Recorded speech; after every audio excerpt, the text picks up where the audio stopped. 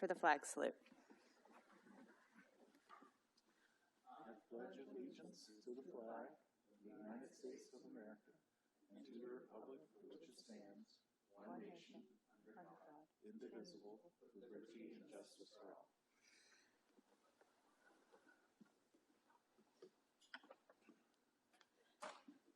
I move to accept the agenda in order and content.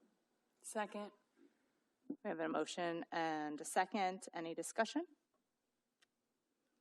Seeing none, all in favor, please say aye. Aye. Any opposed? Hearing none, motion passes unanimously.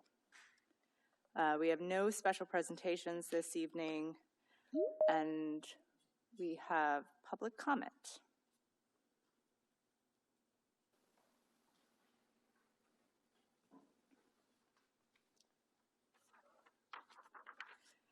Thank you.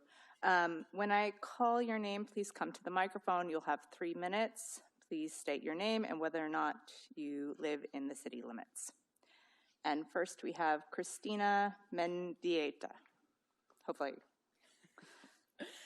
Good evening, Mayor, Deputy Mayor, council members, and staff. My name is Christina Mendieta. I do not live in Woodinville, but I work at Kindring, which serves hundreds of kids in Woodinville every year. And I am delighted to be here tonight on behalf of Kindring and the Kindring community to simply say thank you. I actually don't have an ask tonight, which is very unusual. I want to say thank you for issuing a Disability Pride proclamation this evening as part of your consent agenda. And I just wanted to share with you very briefly why it's important to us, because I know oftentimes these types of things can feel very symbolic, right? But it is important, and I'll give you the macro and the micro. So on the macro level, I do think there is an awareness deficit when it comes to disability issues and disability pride. Not very many people even know about disability pride. And so I am very grateful that you're using your platform to raise awareness that disability pride even exists. And of course, there are very practical implications of the lack of awareness about disability issues. Kids that we work with often aren't fully accommodated at school. People with disabilities are often not fully accommodated in the workplace, in addition to stigma that they continue to face, historically and continue to face. And so on the macro level, I really appreciate, and our community really appreciates, you raising disability awareness and raising up, celebrating disability pride. On the micro level, it means a lot to the individuals in the Kindring community. And so I just wanted to leave you with 2 little quotes from folks in the Kindring community. So this first one is from Morgan and Alex. They say, "We are the proud parents of a brave little girl with cerebral palsy, and Disability Pride Month is important to our family because we want our daughter to feel proud of herself and live in a community that is proud of her as well. We celebrate the amazing things that she does and cheer on people in the disability community every day, so it's amazing to be part of a month where the community celebrates with us."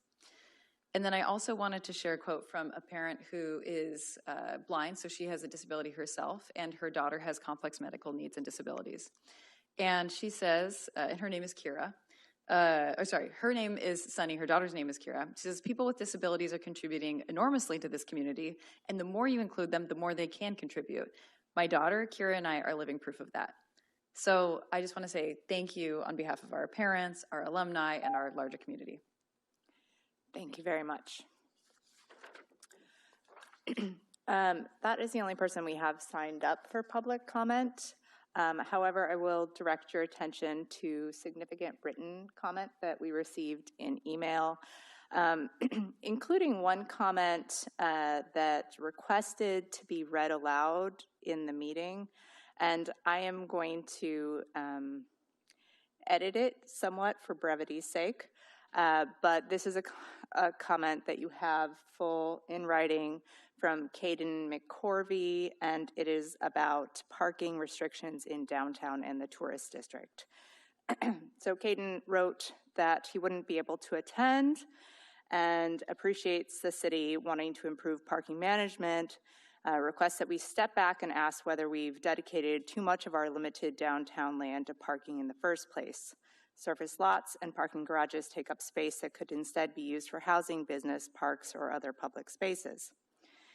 He likes the idea behind time-limited parking, but feels more like a Band-Aid than a long-term solution. People come downtown to enjoy shops, restaurants, parks, and events, and they shouldn't feel rushed to leave because their parking expires. Before changing parking rules, the city should first study how much parking is actually being used during peak hours and where those vehicles are coming from. I suspect many people parking downtown already live nearby or in Woodinville. If that's true, the better long-term solution is reducing the need to drive, not reinforcing the need to drive while punishing parking, which is a current necessity to access much of downtown. So I will cut it off there, but I encourage you to read the full comments submitted to your inbox. And that is the end of our public comment this evening.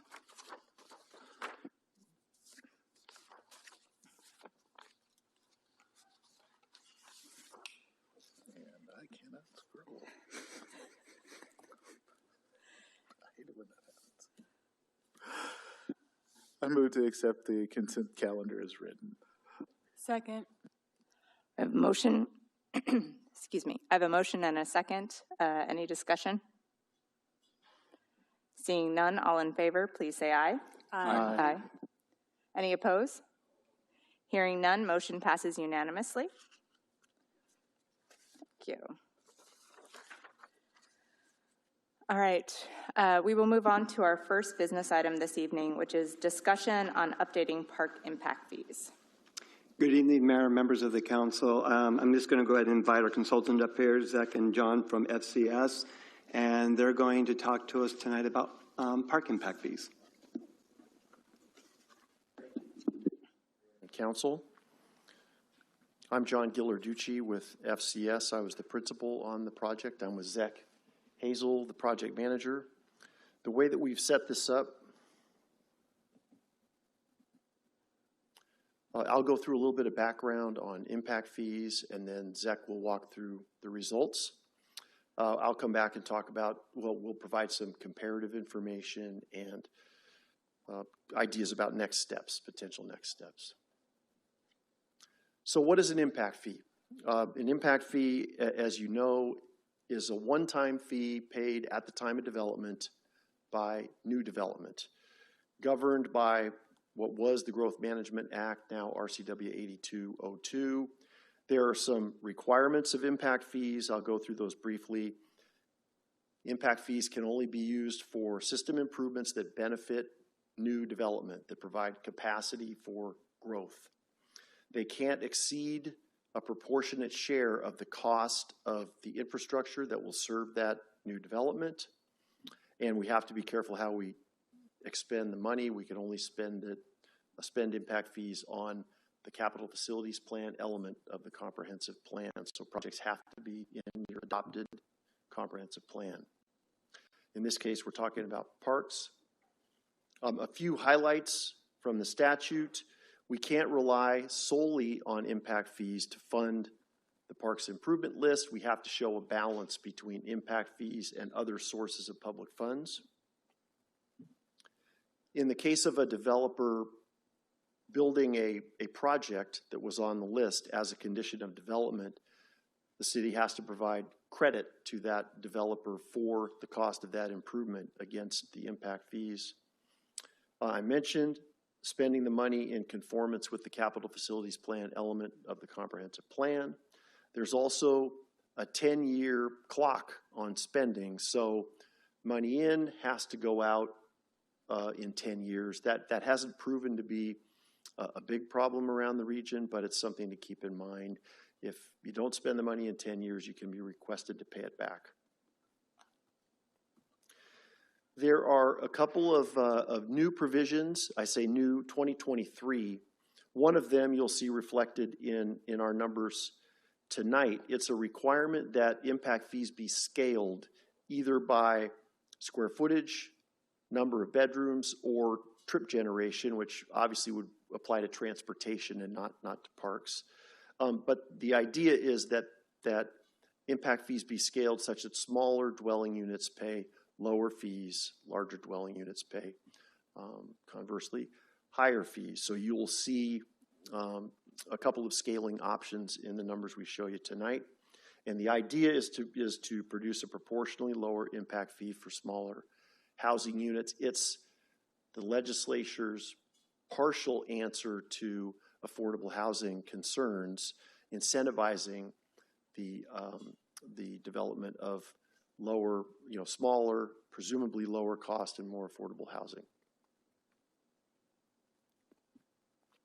There's also a provision that accessory dwelling units, new accessory dwelling units, not be charged more than half of what the charge would be to the principal residence at that site. So that is just a code change, likely already reflected in Woodinville's city code, doesn't affect our math. So this is the current park impact fee, $3,175 per dwelling unit. This is the framework for how the charges are calculated. So what you'll see reflected in the results that Zach walks through, there can be a small existing facilities component. That's essentially a buy-in to any existing available capacity in the park system. But the big number is in that future facilities component based on planned projects that will serve in part new development by providing parks capacity. That eligible cost of capacity increasing park projects divided by the growth that they will serve will result in that future facilities component, and the two pieces together will be the total impact fee. So our goal going in is to calculate, using a couple of different methodology options, what will be the maximum legally defensible charge that the city could impose. The council then can choose to adopt anything up to that maximum impact fee. So we'll show you that. The range of options there, a little bit exaggerated in this case because, as you'll see, the calculated park impact fee is not a lot higher than your current park impact fee. So it looks like a big gap there, but you'll see that's not the case. And with that, Zach will take you through the numbers. And before Zach goes through those numbers, I do just want to mention one of the reasons why we are doing this presentation tonight is because of the RCW that John mentioned, where they made the change where you have to do things proportional to either like bedrooms or size of the unit and stuff like that. Because that change in the RCW, our code currently doesn't reflect, and so we're currently out of compliance. And as a result of that, I think I mentioned this in the staff report, as a result of that, we have suspended collecting park impact fees until we get this update incorporated. Now, that doesn't affect the park impact fees we collect from the projects that have development agreements because they're subject to the development agreements. But we've had some single-family homes that have come in that aren't subject to development agreements where they've kind of gotten a little bit of an early Christmas and that we have not been able to charge them park impact fees because we have suspended the collection of those fees. So just wanted you to be aware because that's a little bit of the background as to why we are bringing this here to you tonight for this conversation. All right, so I'm going to walk you through the results. If you have any questions as I go along, please interrupt me so that I don't lose you on the way. So we're going to start in kind of an odd place, but the first thing we're going to talk about is what we call the residential equivalency factor. This is how we are going to incorporate the non-residential component of the park impact fee that could be imposed on new business development in Woodinville. So what we've done here is we've taken a look at the U.S. Census Bureau data from the On the Map application, which is what you can see on this left-hand side, just a little graphic there. And that basically gives us a diagram of how the employees of Woodinville work. So we can see that we have about 13,000 employees that live outside of the city of Woodinville who commute in. That's that dark green arrow coming in. We have 319 employees that live and work in Woodinville. That's that kind of circular part of the graphic. And we've got 6,300 employees that live in Woodinville but work somewhere else. And all of those different employment types create different demands on the park system that we have to account for. So to be very brief on some technical math here, on the far right-hand side, you can see that we're basically totaling up the residential hours of parks availability and the non-residential hours of parks availability based on the different uses of the park system by these different employment types. And you can see there that we calculate that there are about 92.25 hours per resident of parks availability. That does not mean parks usage. And there are about 5 hours per employee of parks availability. And what that tells us is that about 18.45 employees in the city of Woodinville equals the demand of one resident. Another way to put that is that there's 0.05 residents per incremental employee. And this kind of detour is just to establish a equivalency factor, that bottom number, 0.05, that we can apply to the planned employment growth in Woodinville, and therefore have a basis to charge the park impact fee to that, to non-residential. So that's what we show you on this next tab here. So if you remember John's graphic from earlier, we are basically talking about numerator and denominator.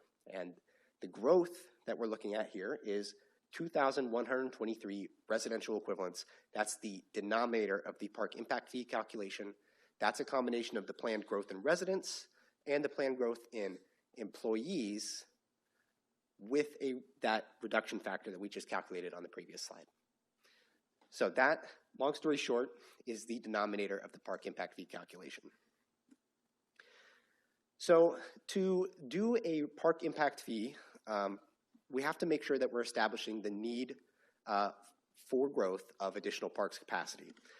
And unlike in other systems or like in a connection charge world, like for water or sewer, we have to do some extra math to kind of justify what the fair share of the planned parks capacity you can allocate to growth.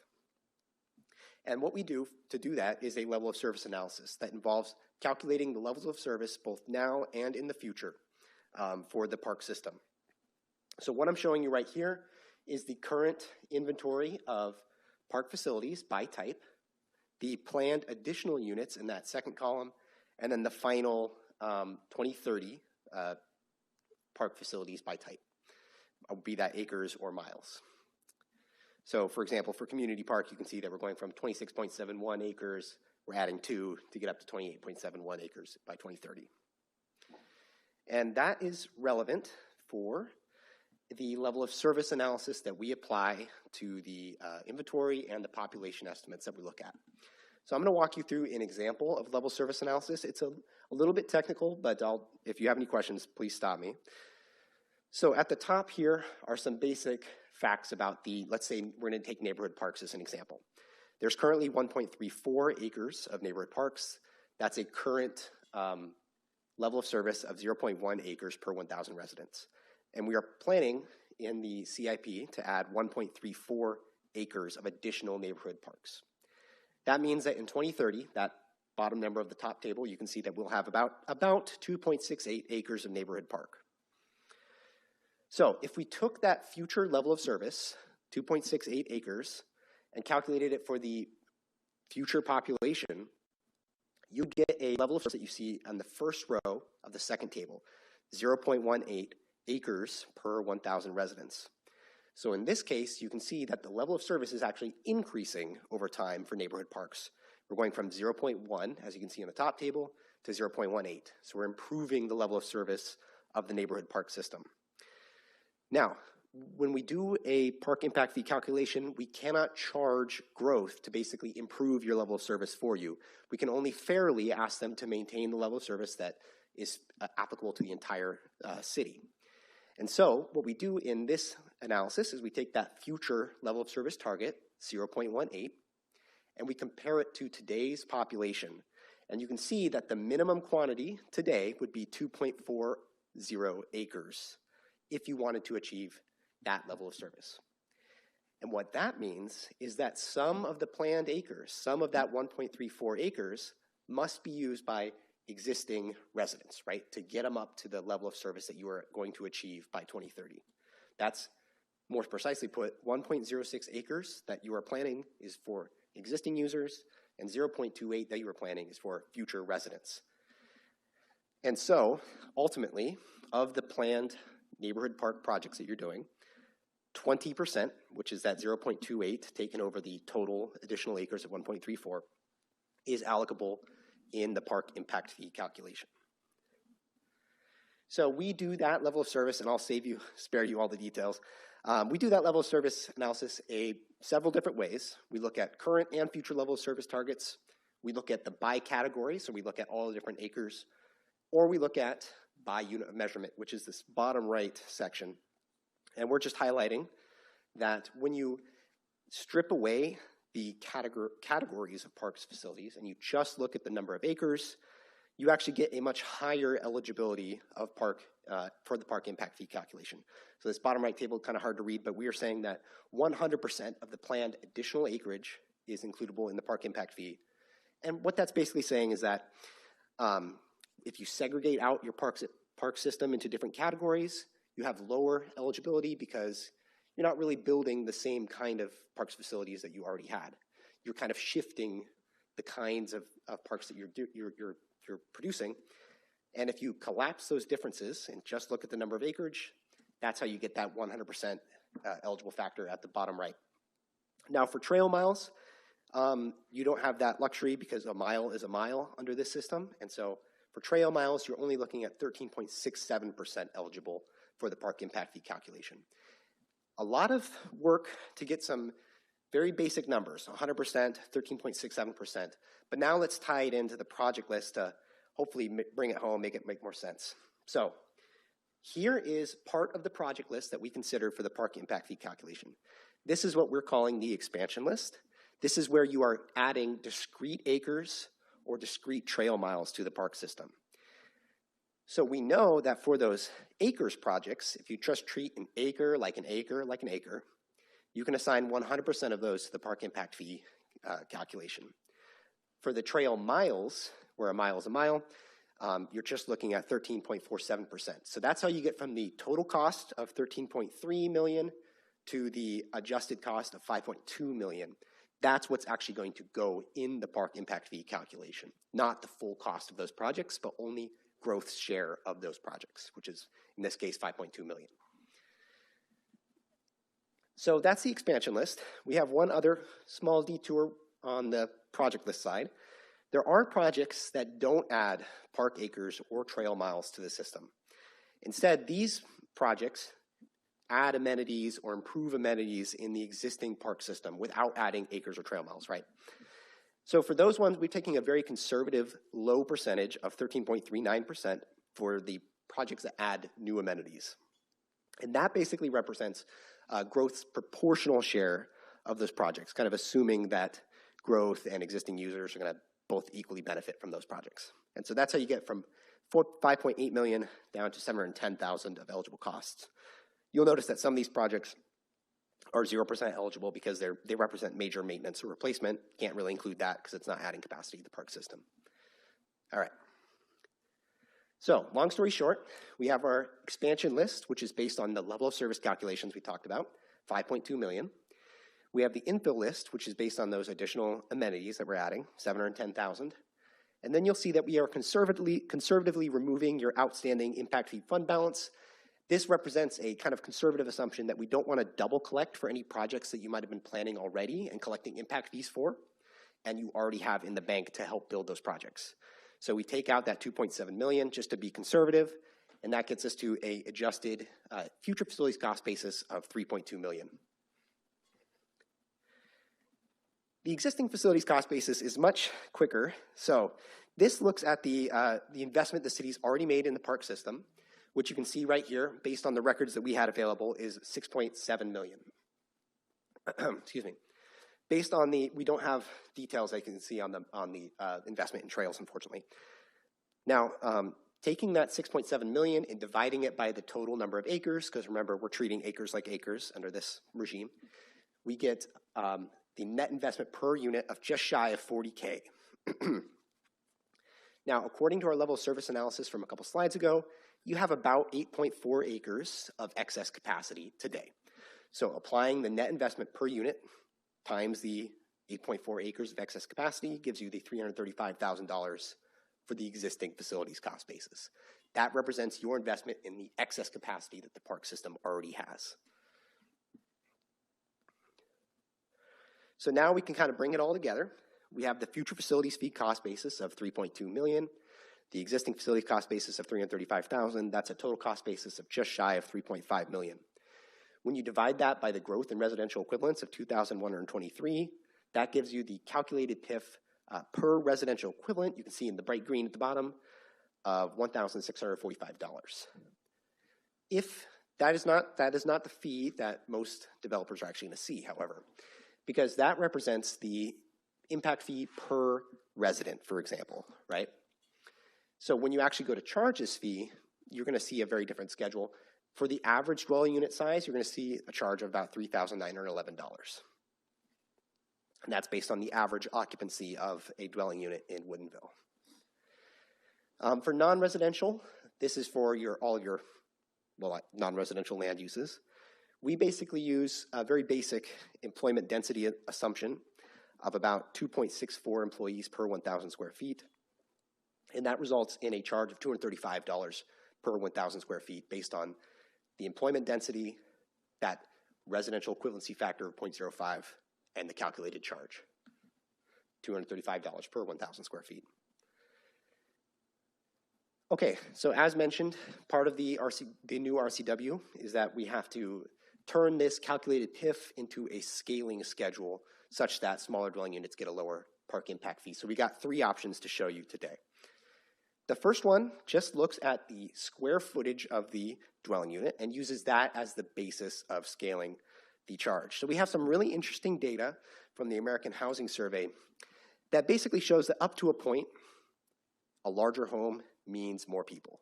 Now, at a certain point, that correlation levels off. That's where you get those big empty nester homes, right? And so what we've done here, and in keeping with the RCW's focus on decreasing the impact fee for smaller dwelling units, is that we've set a minimum and maximum PIF based on the occupancy data that we have, right? So once we kind of start leveling off at about 3,600 square feet, that would be the maximum charge. The minimum charge would be based on Woodinville data, about the average that is needed to support one occupant. And so that's how you get a charge of $2.11 per square foot, with a minimum at $1,645 and a maximum at $7,525. That's the simplest way to do it. Just take a per square footage approach and implement the park impact fee. Another way you could go is more of a scaling by tiers approach. So in this kind of system, you would rather than charging per square foot, you would just sort each new dwelling unit into one of these 3 tiers. And we have an assumed square footage for the purposes of calculation in each of those tiers. So you can see that if you're building anything less than 1,300 square feet, you'd pay $1,645. If you're building anywhere in that middle tier, you'd pay the $3,911. And if you're building anything above 2,300 square feet, you'd pay that $6,178. So this one basically allows you to ignore any small changes in square footage and just group things into bigger tiers. You could also, by policy, ignore small square footage changes and just go back to the other system if you prefer. But this is a simple to explain system as well that you could consider implementing. Sorry, a quick question. Sure. Do we know what the average square footage of residential units is currently? It's actually 1,849 square feet. That's that middle tier. So the middle tier is where our average is currently at. Yeah. So the way we built this scaling system is that the average dwelling unit size we also assume is going to be the average occupancy, and that's how you get the middle tier here. Thank you. Yeah. So those are 2 methods that are allowed by RCW based on square footage. A third method you could consider is scaling by bedrooms. This one is less common in Washington, though there are some jurisdictions that do this. This basically, the way we've done this is we've taken American Census Bureau data to find out what the average occupancy is per bedroom in Woodinville, and find that to be about 0.86. Now, we have the calculated PIF or residential equivalent from earlier, so we just apply that to the estimated occupancy per bedroom to get a PIF per bedroom of $1,414. So, and then the beauty of this system too is that we've also, at the average number of bedrooms, of course, you would see the same charge, $3,911. I guess nobody's probably building 2.77 bedrooms, but it mathematically should balance out, right? Another approach to, Councilmember Evans. Can you speak to the ADU note at the top, and does it only apply to bedrooms, or is it for all of the methods? Yeah, sorry, I totally skipped over that. That's a That's a second requirement you can see there from the RCW. And regardless of whatever scaling system you pick, you have this limitation that ADUs can only be charged a maximum of 50% of the charge that would be applied to the principal dwelling unit. But it could, if we went by, for example, square footage or the 3-tiered, it would still fit in that as long as it was 50% or less of what the. Yeah, 50% And what less. what if the home was built in 1970 and obviously didn't pay it? Would it just be based on what the square footage of that is now and where it would fit in those tiers? Yeah. Okay. Correct. Thank you. Yep. So yeah, you can still use the scaling system for ADUs as long as it's no more than 50% of the charge the principal dwelling unit would get. So, all right, I think that's the end of the kind of technical results. So unless there's any technical questions, I'll hand it back over to John. Okay. And now caveat the comparables by saying that, of course, all of their plans, goals, costs are different. So it's really, by definition, these are apples and oranges comparisons, but we did want to give you a sense of what's happening in the region. Many, and not necessarily on this list, but we're calculating some pretty eye-popping numbers around the region, and many councils are adopting discounted fees. You know, when you see a calculated fee of $30,000, for example, for a single-family residence, they're very quickly choosing a lower number. But this gives you a sense of what's happening in the immediate area. The other council response we're seeing, council responses we see when there is a significant increase, which as you've seen, I think arguably not a real significant increase here proposed, but you can phase them in over time. So phase them in over a couple of years to step up to the full amount. That's a request we often hear from the master builders, home builders associations. And the other thing is many of these cities are undergoing updates right now or have recently undergone updates. We're working with City of Redmond right now. Kirkland just updated theirs. Duval a couple of years ago. So yeah, these are always changing, of course. And then lastly, I guess for discussion purposes, some items to keep in mind, you know, where we're interested in feedback is on the preferred scaling approach by square footage or by bedrooms, the appropriate level of the park impact fee, if there's a phasing approach over time, what that might look like, and then next steps possibly to finalize the approach. We'll finalize a report that describes what we've presented in a narrative form, and then of course consideration on the part of the council to adopt. And that's everything. Questions? Councilmember Millman. It's not so much a question, I guess, as a comment. Probably going to talk about this more than just on this subject, but you know, we have a lot of growth going on in Woodinville, and that certainly stresses our parks. We have a lot of park projects, and we've expanded our parks available in the city tremendously over the last 3-4 years, including wood trails, and which is 43.5 acres. And then the linear park that we're planning over here, and we've got improvements going on at Wilmont. We got discussions going on at Wooden Creek. We have neighborhood parks that have long been neglected. So I'm glad that we're updating this because we have a lot of immediate needs as our city grows. And then I was wondering if we have taken any or have the ability, the answer is probably no, but we purposely do work with this Chamber of Commerce to draw people to our parks, and we have a large tourist area.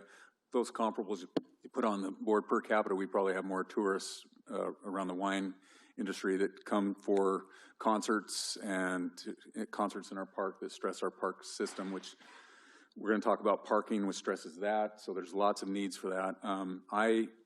At first blush, I got to admit, I got lost in a lot of the math there. But what makes sense to me, and we've addressed this before, when it comes to school impact fees, is bedrooms. Because to me, bedrooms equate people equates use to parks. So that's kind of where I'm at on it. And if whatever we adopt, I think we should exclude any affordable units from making them more expensive. So that's my input on that. Councilmember Evans. Thank you. Given our desire to build affordable housing and given our desire to increase the types of housing that we have, I actually don't think that we should do it on bedrooms. I think we should do it on square footage. I like the 3 tiers because it gives you really clear tiers in terms of planning. But I think most affordable housing is going to fit into that first tier. And that's what we want to make sure that we're incenting. And I also had a question about if somebody is doing affordable housing, if it's in a development agreement, obviously we can negotiate these things with them. But is there any cities or any data for how you can give bonuses or give exclusions to affordable housing, similar to what is for the ADU? There is a provision in the RCW to provide discounts or exemptions that don't have to be backfilled with other revenues, right, for certain it's not a real broad definition. It's a certain qualifying multifamily. Okay. So otherwise, we would strongly recommend that whatever discounts you provide or exemptions to affordable housing, that you backfill that revenue from revenues outside of the impact fee program, so that you're still charging everyone a pro rata share of the improvements that are eligible. Well, if those exemptions are only for mixed use developments, we would have a development agreement for those anyway. So I'm not sure that we would have to go deep into that. Well, I'd also note, just from a practical standpoint, where you have the ability for like the reductions, that's going to be the multifamily, and that's where actual units are going to get built. You're not really going to see single family or townhouses at the 80% AMI. It's one of the things we'll talk about when the inclusionary zoning gets back to you. But if you recall the analysis we had, those bigger houses and stuff like that aren't generally going to be affordable units. They're going to probably be paying fee in lieu of instead. So when you're matching up, if you want to give the discounts, the area where we actually will see actual units would most likely be the ones that are be eligible for those discounts that were being discussed. So we can build that in. There's already something built in now, requires the backfilling, but there's also, I think, up to 80%. Yeah. Can be, that doesn't have to be backfilled, and we think we did that with the transportation, and we would suggest potentially, council wants us to do this, we would include that same kind of an exemption in updating the park impact fees as well. Yeah, and back to my comment about bedrooms, I would rather have 2 or 3 bedroom affordable units, even if they're not affordable housing designated, but more affordable units, than having a 5,000 square foot 3-bedroom home that's charged the exact same amount. So I just want to throw that out there. I would rather have a townhome or an apartment or some sort of accessory dwelling unit that provides a broader housing stock than just going straight on bedrooms. Councilmember Taylor. Yeah, I'd like to take a look at all of the fees and just so that we understand how much the park is compared to, you know, you've got transportation impact fees, you've got park impact fees, you've got sewer and water, you've got REIT taxes, you've got a lot that are burdening the developer, you know, anyone that's putting in. That's a big chunk of money there. So just want to make sure that we take a look at that. And if we're trying to encourage growth, we don't want to burden it with a lot of extra. So while I think it's good to focus on the parks, we should balance it out with some of our other impact fees if we can, just to continue to encourage development within the city of all types of houses, as we're talking about here. Deputy Mayor? Just for a moment of visibility, could you go back to the slide with the tiers? Largely because I'm thinking about, I'm taking one thing from Councilmember Millman, is that we are growing. Additional park use requires additional funding because there's additional maintenance. So I'm happy we're bringing this forward. But when we think about what's actually being built, the concentrated urbanized center, if we want to build something progressive, I think this is the only way we could actually end up there. There's a certain additional amount of complexity in doing it this way. But if we're doing bedrooms, we can have a 3-bedroom house that's 10,000 square feet. And we kind of ran into this with the fee in lieu. What are we actually doing to actually make these things fit together? We have affordability on one end, but we don't have anything to compensate for the lack of affordability on the other. And I think this helps balance that out a little bit, even with the additional complexity. It gives us some additional wiggle room in how we can play with this. I will jump in and say that I do appreciate this tiered approach myself because of a lot of the reasons that have been stated. It provides lower fees for the smaller end, which we want to incentivize, and increases the fees on the larger square footage homes that they can contribute a little bit more, I think.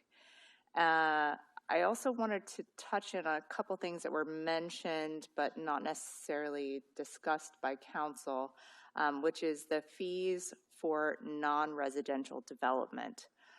I don't know that I feel very supportive of the ideas of park impact fees on businesses here in our city. We are a city that runs on sales tax. We want to make it easy to start a business here in the city, and adding an additional fee that is not currently on the books to businesses who are coming into the city, even though it's not huge, is just another cost that we're adding. And I think at this time our strategic plan asks us to encourage and diversify our businesses, and I think adding that fee would move in counter to that strategic goal. So I'm not supportive of that piece, but I would be supportive of that discount for affordable housing, that 80% that does not have to be backfilled. For units that are 80% AMI or below in the multifamily units. I think that is another lever that we can pull to help incentivize affordable units being built downtown. And so I think when we're looking at it through the lens of what are we trying to achieve, not just paying for the park improvements that we're trying to do, but also to incentivize certain types of housing units over others, I think that this approach with the tiers and the discounts for the affordability kind of move us in that direction. And could we also just verify with council that these numbers you see like associated, that's kind of where the council would be at, or would you want us to look at discounting those at all? This is like basically what the calculation suggests that we can charge, but council can certainly decide that the numbers don't have to be at this, they could be at a lower level if they wanted it to be. I will jump in and say that I think this is a reasonable amount. It is a slight increase, but it's certainly not huge. And I also don't know that we need to spend a lot of time phasing this in either, because it's not a significant jump in fees. And so I don't think that we need a big runway for developers here in the city. Councilmember Evans. Thank you. I was going to say the same thing. I do not think we need a long ramp. I think we make the decision and we move forward, and this is how we go. Councilmember Millman. Yeah, I think I agree. I agree. We should, if we're going to encourage, which we have been, and I think we should continue encouraging affordable housing construction. I think we should pursue that. I also think a couple questions along those lines. If we were to bring in, Habitat for Humanity or the city down the road did some type of affordable housing project, are we able to work within this framework to keep those units affordable if the city were to do it, or if we brought in some other entity specifically for affordable housing? You're talking about like one of the nonprofits coming in building affordable housing units. Yeah. And if they qualify for the exemption we were talking about, then certainly, yeah, we could build that into it. Okay. So yeah, I think it was mentioned earlier that we are looking to diversify our economy and encourage different business uses. So that makes a lot of sense to me. And I as long as we can exempt to an extent for affordable housing and ADUs, because we want to encourage that, I think that's a good path to go down.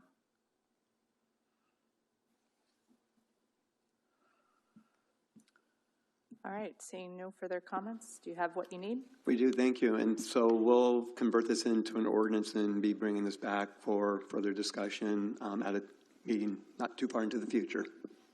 Thank you for doing all of that complicated math.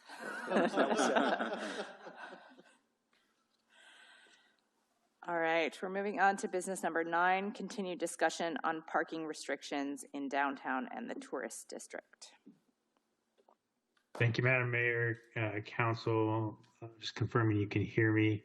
I've got another very cut and dry, easy problem for a council to tackle this evening, which is parking in our community. You've seen this presentation previously, just a couple of minor updates. We'll just go through it here. But as council recalls, there's obviously long been discussion about the need to address parking as it continues to grow as a challenge for our community. And council had a discussion in late April at its April 21st meeting about this issue. Lots of ideas and discussion had there, but no consensus or direction provided on where we want to go. And obviously, this is not a subject that's going to be tackled in 1 or 2 conversations. So it's going to be a series and a process. Just to recap, the authority the existing framework to regulate parking. Cities are allowed under RCW to regulate parking. We have adopted a model traffic ordinance under our municipal code. Essentially, parking is allowed unless restricted on public streets and public parking areas. The existing restrictions, there's a few throughout town that have been adopted over the years. Specifically in our industrial areas, in our warehouse district, for example, there's 2-hour time limits for heavy vehicles, and that's around having the semi-trucks parked on the street and not having those there for prolonged periods of time. And then similarly in our school areas and specifically around our high school is the best example. With some of the specific challenges there, we've adopted over the years some time limit parking and no parking areas in that area as well. But by and large, it's kind of been responses to specific problems in specific areas over the years. Just for a refresher, and this is in your packets as well, this is the map that staff created of the downtown quote-unquote public parking. And you can see there's a differentiation there in public parking on publicly owned right-of-way, and then also kind of this nuance of what looks like public parking along public streets, but is actually on private property and is covered under a public access easement. And this is primarily found around, at least today, in the Wooden Creek Village development area, where a good amount of that, what looks to be public street parking, is actually on private property, and thus limits our ability to really regulate or enforce parking in those areas. And the differentiation there, of course, is the green versus the yellow. If you look at just kind of on-street parking, which I think is probably what's on a lot of our minds in some of these areas where we've heard comments and concerns from the public, we're looking at probably less than 60 spaces of traditional street parking. The much bigger number you see there in the box at the top, of course, captures some of our sports fields, our city hall parking, and then also a large number of that is over in the publicly owned by a different public entity, the Park and Ride. like I said, you have this in your packets, and I can always come back to this and we can reference it. Similar map in our tourist district down by the Harvest Project, different numbers, but some of the same issues where we have some public parking along public streets, and we have some what looks like public parking, but is actually on private property and covered under an access easement.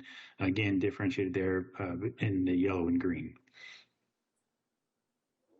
Councilmember Evans has a Hey, question. Brandon, could we just go back one slide? I don't see the the parcel that we're supposed to be taking possession of sometime as of December 2024. I do not see that listed here. Was that on purpose because we're not going to take possession of it, or is that just because we don't have capacity right now? Thank you. That's a good point. The parcel, and I don't know that you're going to be able to see my pointer, but it's there just northwest of the intersection of Woodinville Redmond Road and 147th. But it is right now. It's because it's not existing parking right now. It will be parking once we get it and it's leveled like 50 spots, right? Once we get it leveled, it will be. Right now, there's probably about a dozen spaces that we do have the public using, especially after hours when those two businesses are closed on the property. But the rough estimate, certainly with kind of a gravel temporary parking lot is around 50. And then, of course, we'll have to have a conversation about, future uses or improvements that could enhance that number of parking spaces. But it will be somewhere around probably 50 spaces there. Yeah, but to start with, we were talking about potentially just having a gravel lot that could have around 50 spots. So I just want to make sure that we keep that in mind as we're thinking of this, because that increases the public spaces to 100. Yep, and I know I've had some informal conversations about kind of what that parking is used for, whether it's just purely, first come, first serve parking, or if we try to focus that towards employees of the area businesses and try to free up parking for public uses elsewhere. But that's, again, kind of a bigger conversation we'll have to have at some point. All right. Some of the concerns, and this is really what's got us at this intersection of, there's not really an easy answer here, but there's a bunch of different considerations and concerns we'll need to consider and work through as we try to come up with some solutions. I've mentioned the private easement parking, all those areas that were shown on the previous two maps, again, that are technically owned on private property, even though they look like public parking, because they're the language in those public access easements does not allow the city, doesn't provide for the ability for the city to enforce parking restrictions or implement parking restrictions in those areas because it is private property. In theory, we would have to amend those easements if the private party was willing to do so. So that's one area we're going to have to work through. Long-term parking in public spaces. Really, I think this was part of the genesis of this conversation. I know at least for several council members who were in the downtown area where they've experienced firsthand that residents, seeking to avoid some of the paid parking, the monthly parking charges for these different developments are parking on the street. Understandable, but it doesn't help our parking problem when we have users that need those parking spaces, save for the commercial uses in the area. And they're unable to find those on-street parking spaces because they're being used by residents for long-term periods. The inconsistent enforcement, I'll talk just briefly on this. And the chief who's there this evening has talked a little bit more with Widener, which is Wooden Creek Village, about kind of their enforcement plan. We can talk about that in just a moment. And then we also have this kind of issue of, we all have heard plenty of parking concerns and complaints, but we don't have a whole lot of data. And I'll share what seems like a long time ago, it was not, but we actually, as a reminder, we're under contract with a firm to do a parking study, starting with a parking demand analysis. We had issued that contract, and I believe within 2 weeks of issuing that contract, the pandemic hit, and which drastically changed what the demand on those parking spaces, especially in our tourist district, looked like overnight, and was thus deemed infeasible to continue with that parking demand study because all those businesses were closed, and it just never got back to it after that kind of turbulent time, I guess. So kind of a bunch of different issues. We don't have the data. There's some private property involved.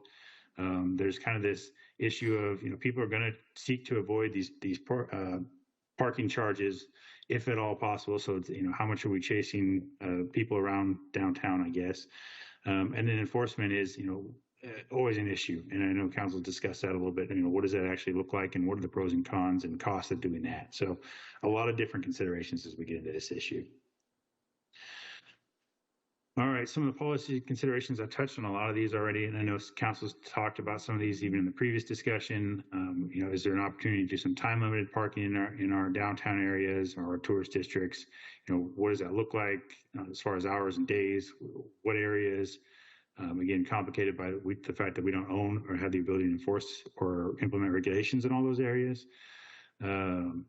These systems, as we've all experienced, certainly in our time living or traveling elsewhere, can get quite complex with permits and exemptions.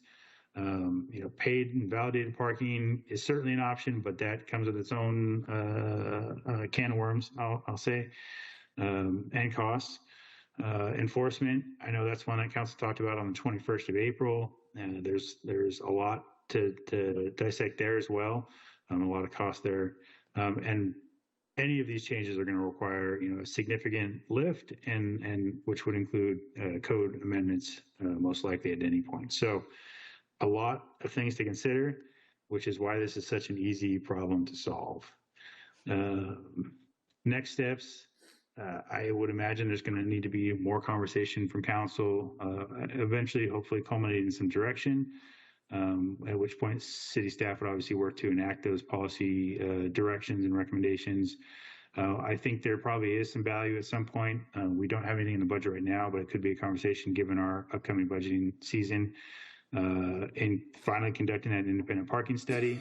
So we have some true numbers to demand and what turnover needs to be and what it looks like now, which could include some analysis on pricing and enforcement strategies. Again, it's currently unfunded, but that's something we could incorporate into the upcoming budget. I did mention just briefly that we had met and Chief has followed up with the representatives of Widener, which is Wooden Creek Village. They are going through the process and, with those parking spaces that they control and own, to look at what some different enforcement options might look like there. That could be a model for the city or could be a model of what not to do for the city. That'll have to be determined, and I think at least will help give us some data to consider as we move forward with our own considerations and potential policy changes. So that was a lot of me talking. I apologize, but I imagine now, Madam Mayor, I'll turn it over to you, and there'll probably be a lot of talking from the council on this issue. Thank you, Mr. City Manager. This is a big issue with lots of moving parts to it. So I think to just frame the conversation this evening, if you have a question for staff, please raise your hand. I'm happy to recognize you. If you would like the council to consider a suggestion for policy direction, I would request that you would make a motion to that so that we could discuss it within the framework of that motion. So, I'm going to start with questions. Councilmember Taylor. Okay.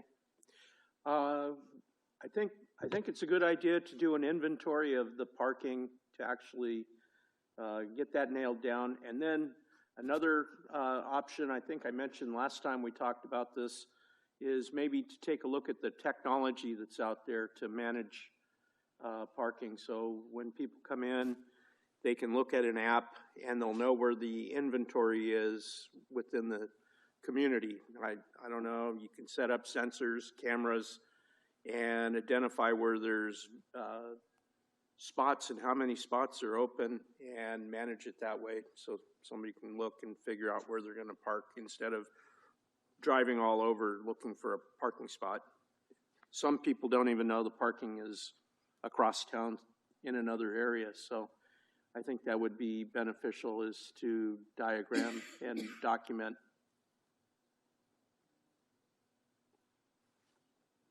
Is there a question in that? Well, I think it's an opportunity to start with inventory and work with that, because without data, I guess, it makes it difficult to come up with a solution.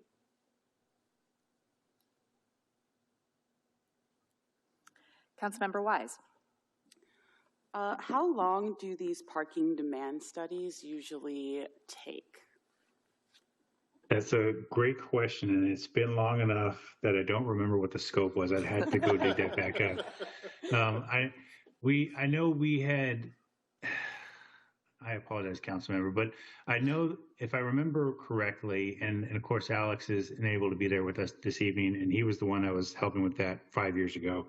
But I know the focus was on capturing kind of like the worst case scenario, right? So we were focused on kind of the summer season, and when we, to qualify, when we had scoped that before, it was specifically for the tourist district. We hadn't expanded to the downtown, so that's an important piece that we would need to expand. So because it was the tourist district, we were kind of looking at worst case scenario, which for us, anecdotally at least, and I would imagine the data would bear it out, is our summer time, right? So we were kind of covering probably the peak summer months of 3 to 4 months, but that may need to look slightly different if we're looking at expanding to look at the downtown as well in the future. Awesome, thank you. Yep. Mr. City Manager, a follow-up question for that. So do we currently have a parking study within our current budget? We don't have that study in our current budget now. It's something we would need to either amend the current budget and find the funding for, or we would need to add it to our upcoming budget conversations. Thank you. Councilmember Evans. So I've spent the last 4.5 years working with the business community and talking with residents. I don't think we need any study. That's at least $100,000 and probably at least a year from what we've seen in the past, especially if we want to hit the summer season. It probably won't start until next year. We have the inventory. We just went through the inventory. We know where the inventory is. And I think this is just one piece of the overall puzzle that we need to solve. So having time limited around the city in designated areas, I think is a really important piece of having the turnover. I know I have been in Wooden Creek quite a bit lately, talking with a number of the business owners because they've lost a lot of businesses there, and I'm trying to understand what's going on. One of the business owners pointed out 2 cars that had been parked for over a week in the 2-hour parking zone. That directly impacts the turnover of cars and the ability for people to get into the businesses. And I would guess that within their visitor parking, that's a lot of resident parking as well. I don't have proof of that, but I would guess that just based on some observations that I've been having with conversations with business owners over there. I know over in the tourist area, they're also having a lot of issues, although it's gotten better since they put in their paid parking systems in their privately owned areas. So I would not be supportive of spending the money or the time on a parking study. We know we have a problem. And we know that this is just one piece of the puzzle. If we were talking about building out new parking structures and that kind of stuff, I would be much more in favor of having a study. But just to talk about time limits, I just think that that's a delay tactic that we don't really need to take on. So just given that, I would like to move that City Council direct staff to prepare amendments to the Woodinville Municipal Code establishing 2-hour time-limited parking within publicly owned on-street parking areas located in all zoning districts designated for commercial, mixed-use, industrial, tourism-serving, institutional, and park uses. As part of this effort, I'd ask that staff develop recommended geographic boundaries for the time-limited parking areas based on these zoning designations, propose the hours and days during which the 2-hour limits would apply, provide recommended signage and implementation standards to ensure clarity and consistency, identify any appropriate exemptions or permit systems, outline enforcement mechanisms and associated resource or staffing needs, and develop procedures for suspending time-limited parking restrictions during city-sponsored events, including things like Celebrate Woodinville and other designated community activities with appropriate public notice. Staff shall also continue coordination with private property owners in areas that include public access easements to evaluate options for enabling city enforcement within those areas as appropriate. Staff shall return to council with draft code amendments, mapped boundaries, and implementation consideration for further council direction. Do I have a second?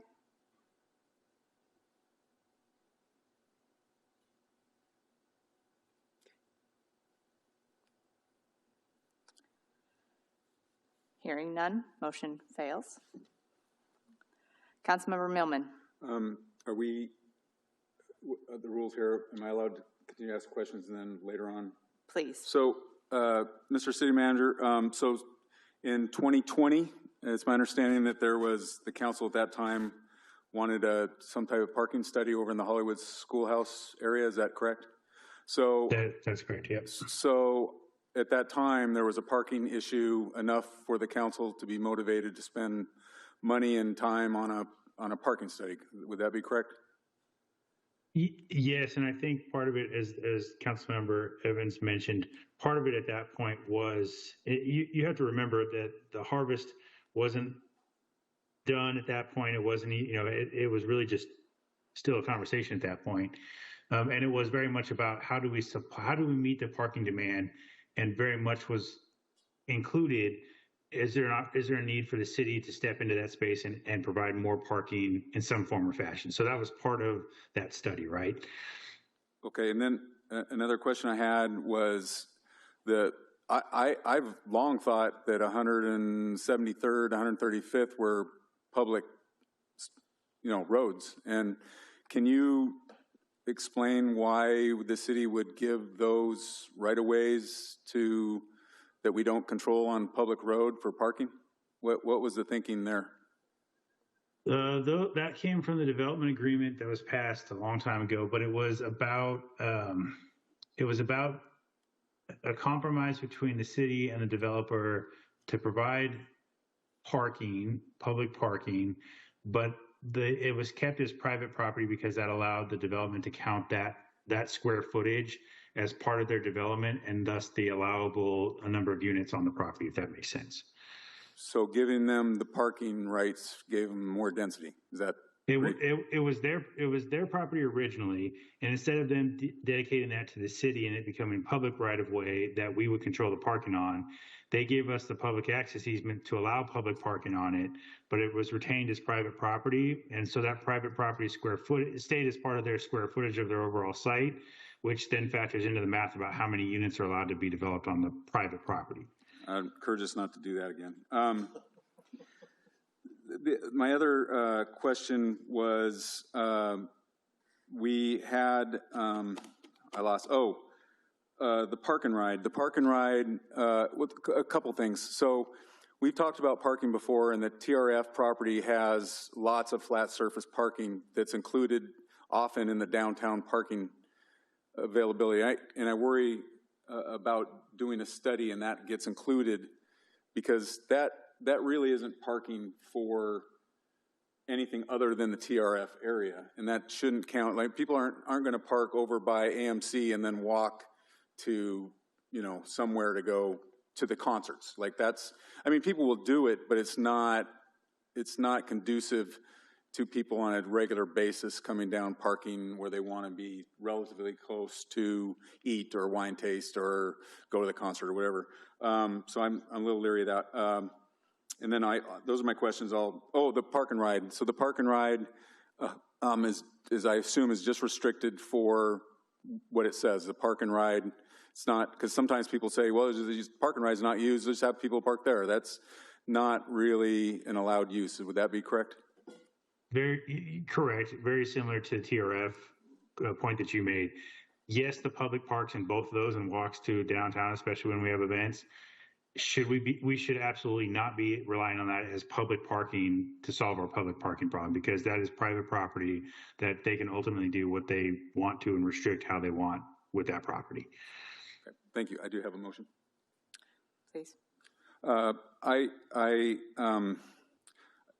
Sorry, Councilmember Evans, I didn't follow the complete motion, but I'd like to make a simplified motion that I think that would work. My motion is that in areas that the city public parking, that we implement a program of 3-hour parking.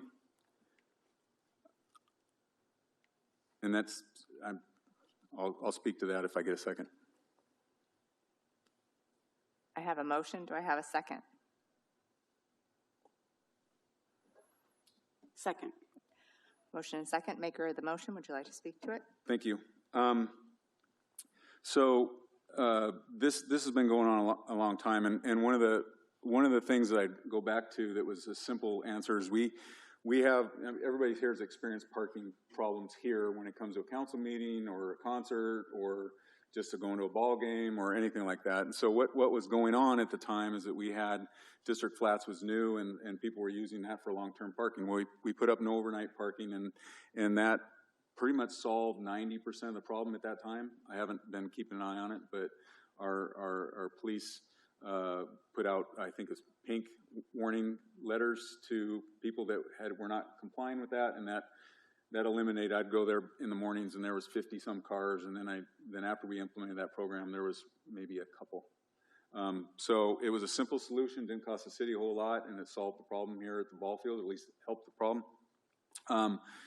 Putting up 3-hour signs is something cheap. It could be done very quickly. It could be done in time to start affecting or helping during the summer. And I picked 3-hour parking, and I'm with Councilmember Evans on a lot of what she said, but I picked 3-hour parkings for the following reasons. One, if you had 3-hour parking, that's enough time to attend your child's ball game. If you wanted to attend a ball game at a local establishment, you're watching a World Cup match on TV, that's enough time. If you wanted to wine taste and then go have dinner, that's enough time.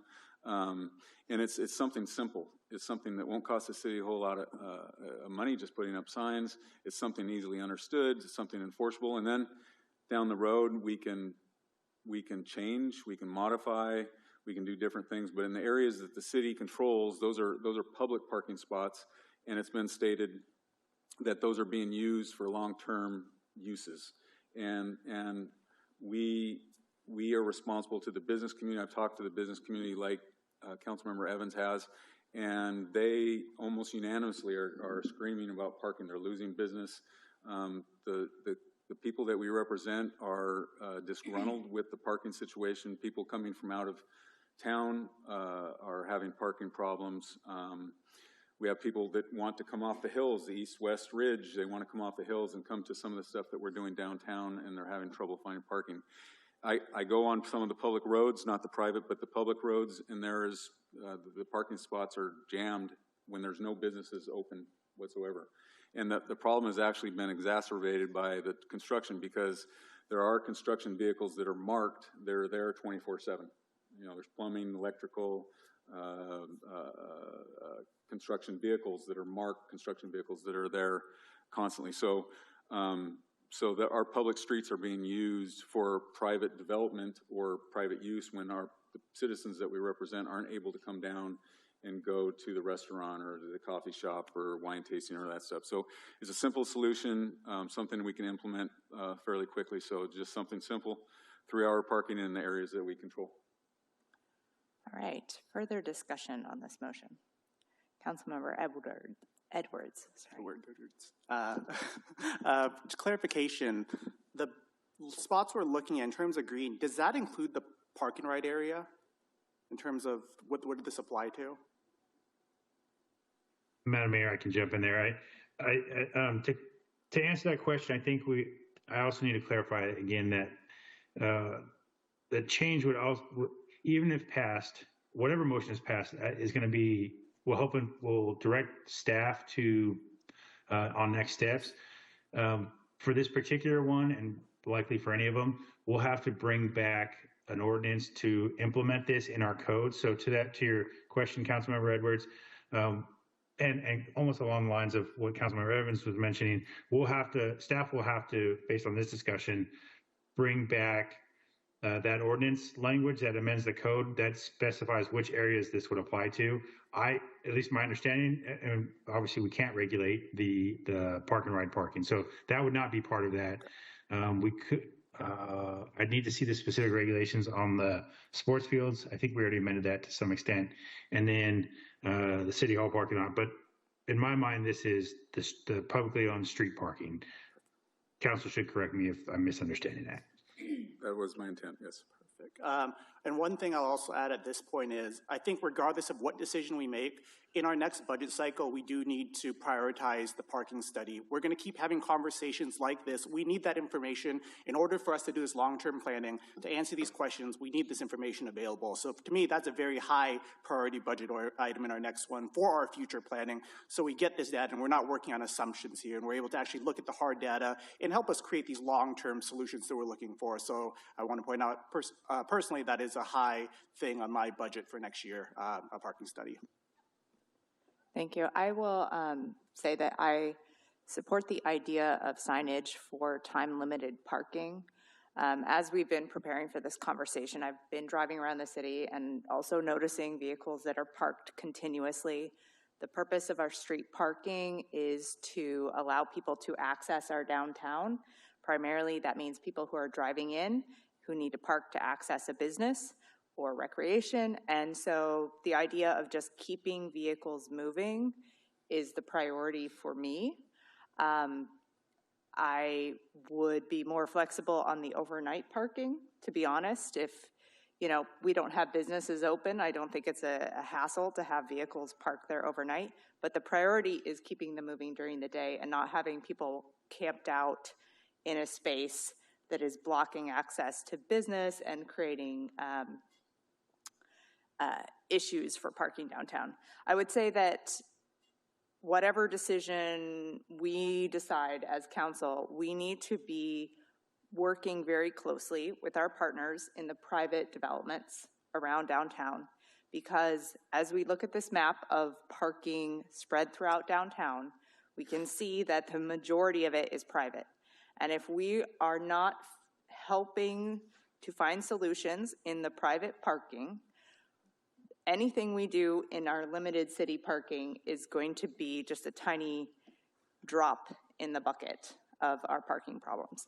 So we need to be partnering actively with private property owners to do so that they're doing enforcement, they're keeping vehicles moving, and we're not just shifting the problem around the city or not addressing the majority of parking issues which are on the private developments.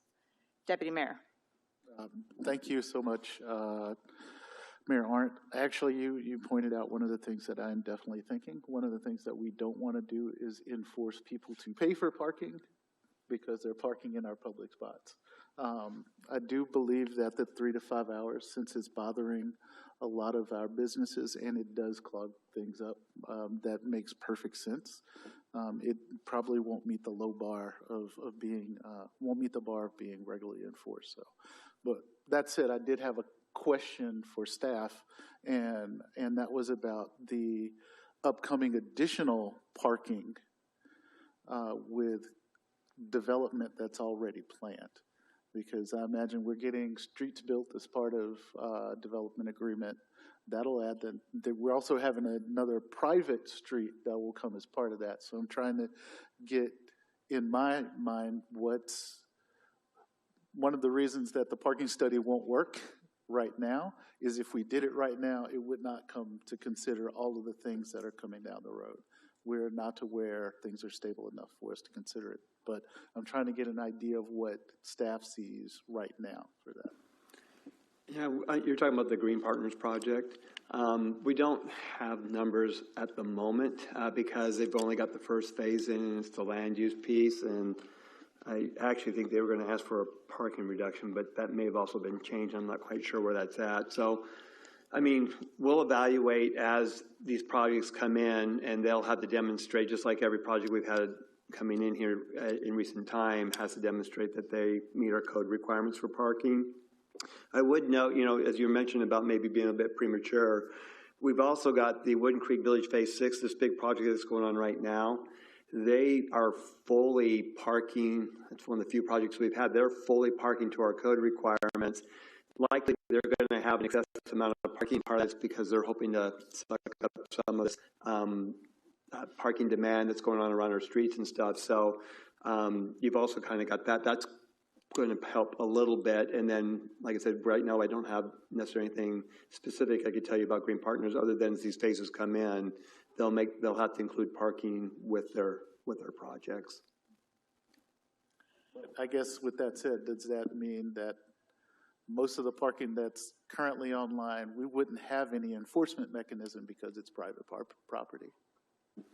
It's for the parking that exists right now, because I see. Yeah, I think you're right, Deputy Mayor. I think the majority of, as we've shown on the map, the majority of the street parking certainly in downtown is in Wooden Creek development. You know, there's little pieces here and there that are city property.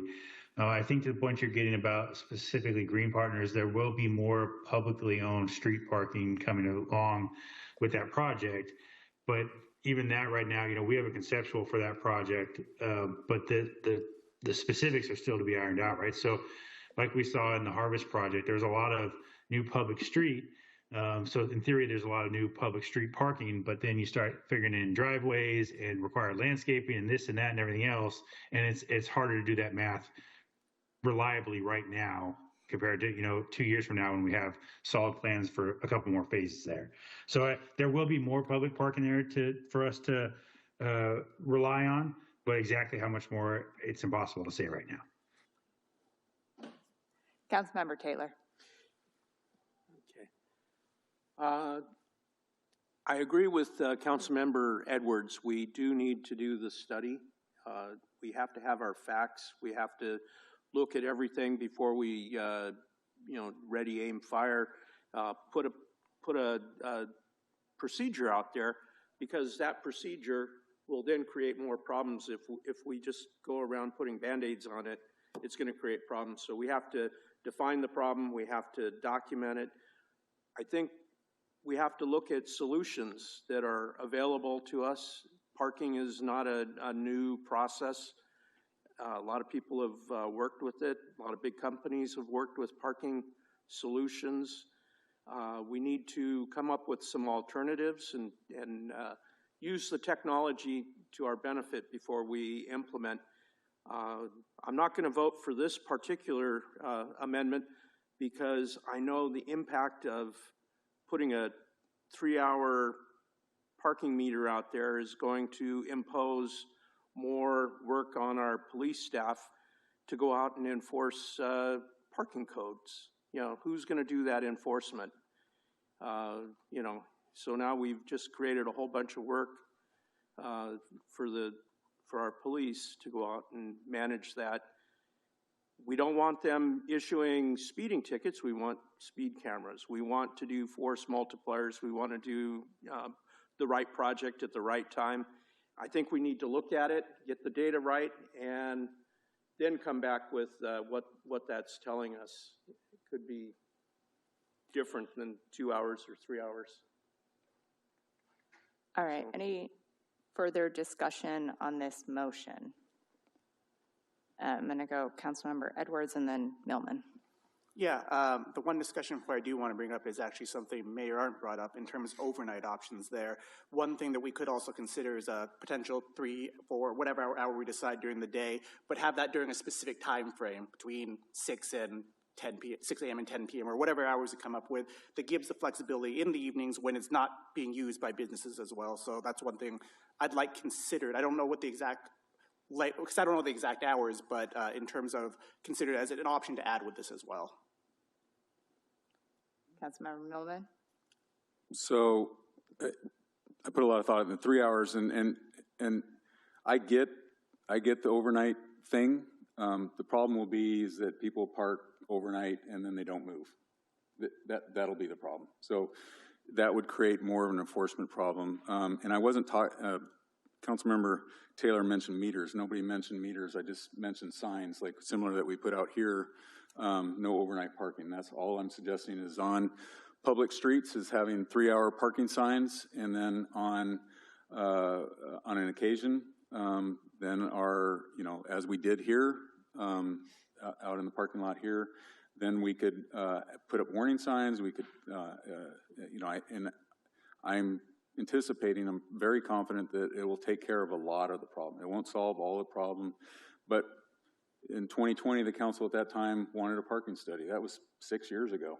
So there was a parking problem that's been going on for 6 years. It hasn't gotten better as Woodinville's grown. If everybody's seen the recent Seattle Times, we are one of the fastest growing cities around.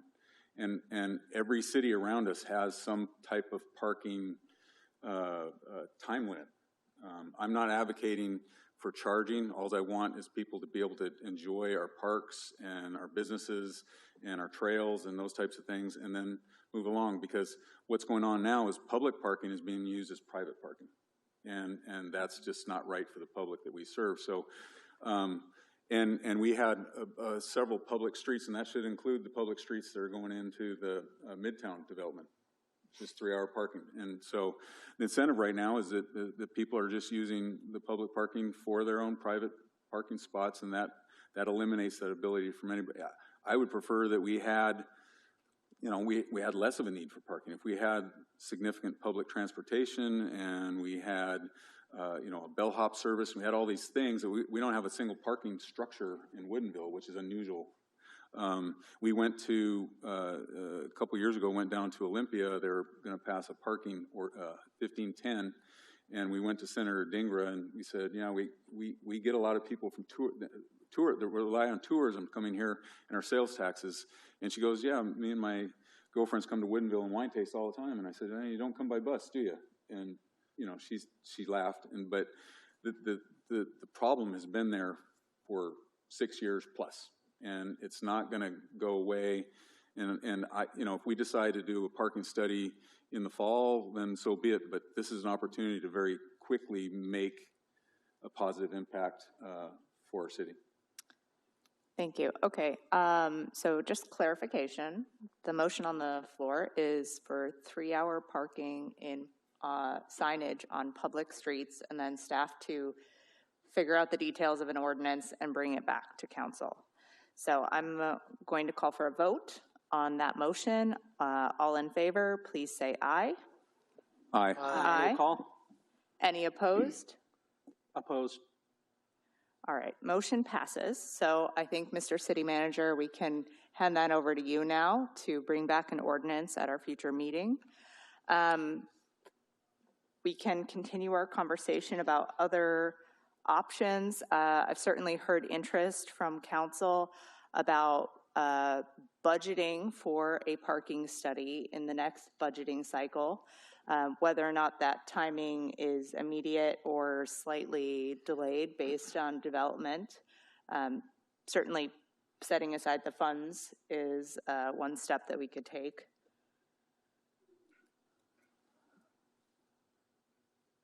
And Deputy Mayor?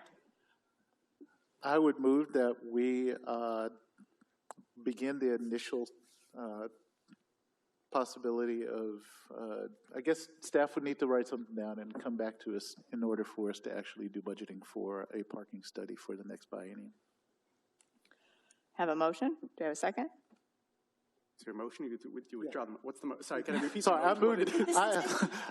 I fumbled that really horribly. I would like to move that we schedule something to put in the budget for a parking study. Okay, I can second that one. All right, motion is second. Maker of the motion. Anything you want to add?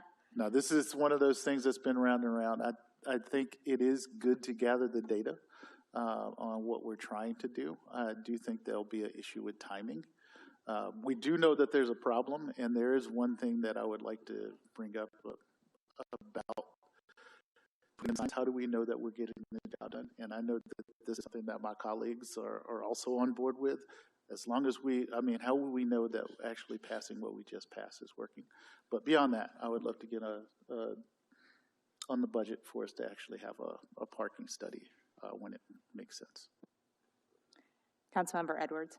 Yeah, I support that. And also, with the current growth of Woodinville, there's always going to be the addition of new parking. So finding that right time is obviously, it may not be when everything's complete, but listening to staff and knowing what's coming forward, when that right time is, I think staff will be able to provide us with that guidance on when that will be, because we're going to keep growing, obviously, and being able to find the right time to get this done at some point so we get the data so we can plan for this future as well is very important.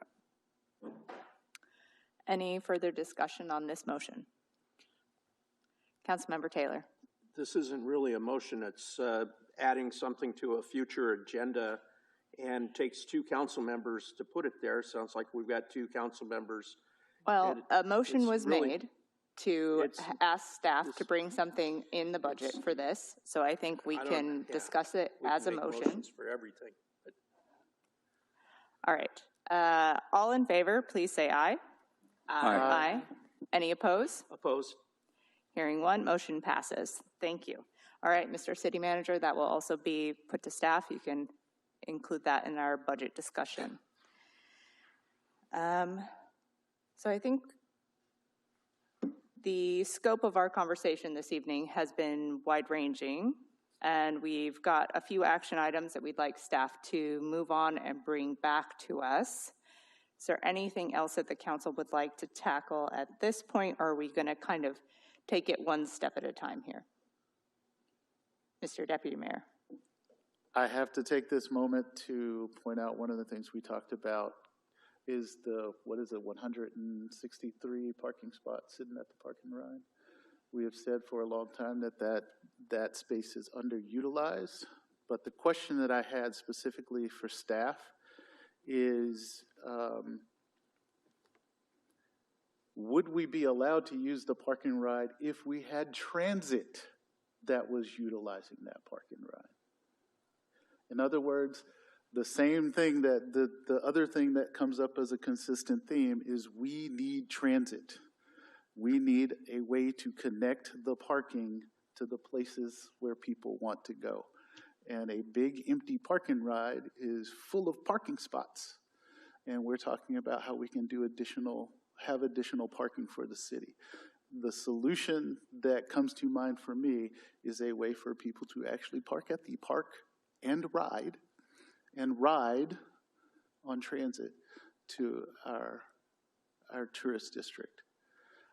Even if we build out parking for the existing tourist district, it will not be as many parking spots as what currently exist at the Park and Ride. And I think that this would be a very viable resource if we took it under consideration and was very thoughtful about all of those parking spaces sitting empty and how we could put them to work. And that is all. But the question at hand, besides the rant, is how do we actually get utilization of the Park and Ride? Is that something that we can do legally if we have transit? Or is there some other type of thing that we would need to do in partnership with Metro? Yeah, there's a couple kind of squishy parts to that answer, Deputy Mayor. One of the good examples I think that helps answer your question is some years ago, and I think I can't be sure at this point, time has lost all meaning at this point, but at some point in the last however many years, there was at least, over the years that I've been there, there's been at least several, and this isn't directly answering your question, but there's been at least several private operators that have proposed kind of that shuttle that's discussed every so often to help alleviate some of the parking concerns, specifically around tourism. These were operators of private companies. One of them I remember explicitly was kind of getting into your point of, well, there's this vast unused parking area at the Park and Ride. What if we had visitors park there? We could pick up people from there and shuttle them down to the Hollywood district. And if I recall correctly, because it's been a couple of years, the owner of the Park and Ride, which is the state, which leases it to the county, was not going to allow those operations to occur on Park and Ride property. If they were going to do that, they were going to be required to have a shuttle stop not on the Park and Ride property, that in theory people could park at the Park and Ride and walk to that adjacent shuttle stop and have to shuttle down. In essence, they weren't going to allow those private shuttles to use the Park and Ride facility, to drive onto the Park and Ride facility. Yeah, and to some degree, that's That's sensible. That's almost like us having a snowball stand in our parking lot. We wouldn't do that necessarily, but I think it's something that bears out consideration. At this point, I think we've hit a point where we have additional transit in Redmond that we could access, and being able to connect to that resource, those two resources, I think would change the dynamics of parking and transportation in Woodinville. And sorry for the rant, and thanks for explaining that it's come up before. There's a whole can of worms to unpack there, right? That a related issue that I know I've discussed with council members over the years informally is that around that park and ride is, other than the chicken and the egg situation of, we argue we need more transit, transit providers point to that empty park ride saying, well, if we have more riders, we can get more transit, but are there going to be more riders if they don't get more transit? It's hard to prove that. But the kind of related piece of we know there are some riders for that, probably more riders, definitely more riders for that use that park and ride, at least the transit that comes there, than park in that park and ride lot. And this was an interesting thing that I heard at one point from some of the users who I've talked with that use that park and ride for the transit connection, but not necessarily to park their vehicles there because they don't feel safe with their vehicles in that park and ride lot all day long, because would-be car prowlers know that those spaces those cars are going to be there unchecked all day long. And so I think, again, this is another one of those really, odd worms that we've got to pull out of this can is like, well, there are people using that park and ride, but they're parking in the adjacent private lots, the Value Villages, the across the street at the Trader Joe's, all those areas, and taking up parking for those businesses, but because they feel safe leaving their vehicles in those parking spaces, but not in the park and ride. So there's a parking operations and safety thing there that also needs to be addressed with the owner of the park and ride, I think, at some point. So there's a lot of nuances and pieces to this puzzle, I think. Councilmember Millman. Yeah, the problem with the park and ride, it's owned by the state. The county operates it. They have an agreement with the county, and then we have city needs, and we have city or private property being used in lieu of the park and ride. So it creates a real problem. So I think, we've already passed in our strategic vision wanting to better utilize the park and ride. And that's a broad meaning, but I agree with the concept that we do need better utilization of the park and ride. I've explored this in the past, better utilization, and one of the ways that I think would speed it, there's a lot of cooks in that kitchen when it's the state, county, and then the city of Woodinville, and then you have private property being affected, and there is a lot of over by Teddy's Burgers and also by the Starbucks over there's a lot of cars in that parking lot when there's no businesses open as well. So I think that goes on. So my question, Mr. City Manager, is do we have any legal recourse when on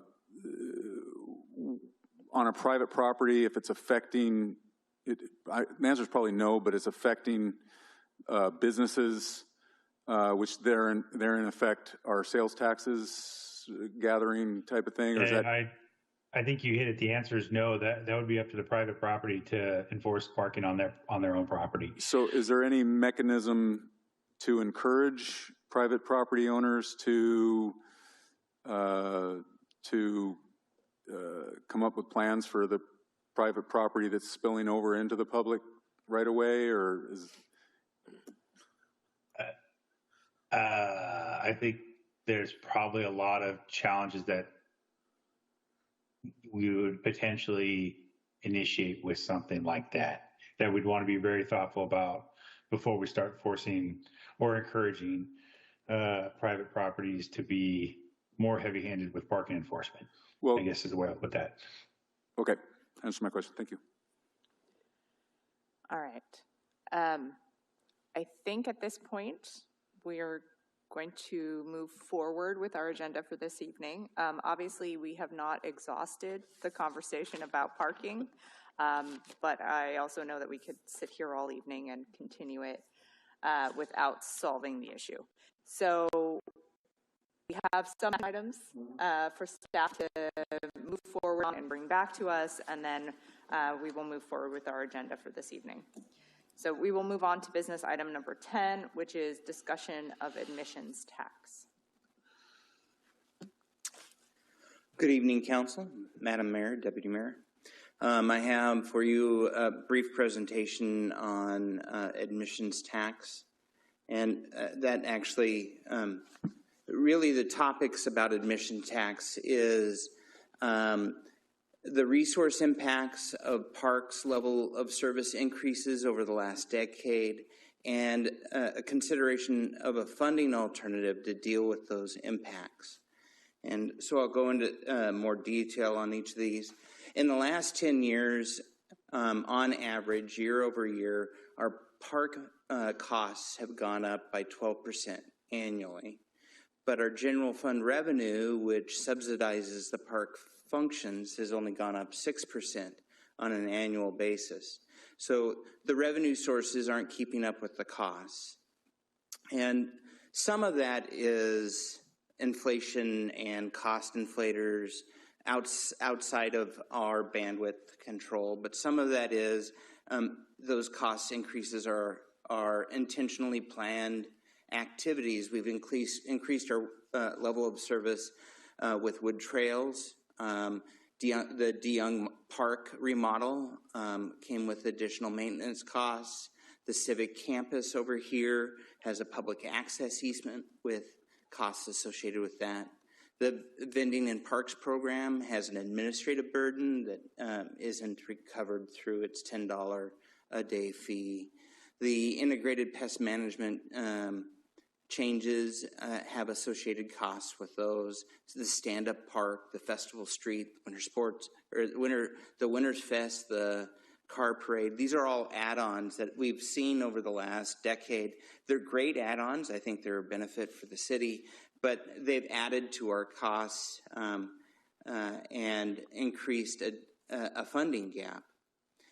In addition, we have additional planned expansions of our park systems, the boat launch and stage, the Miyawaki Forest, the splash pad with the Green Partners Agreement, the East Rail, Linear Park and Trail are just to name a few, and they will increase our annual operating costs as they are advanced and completed.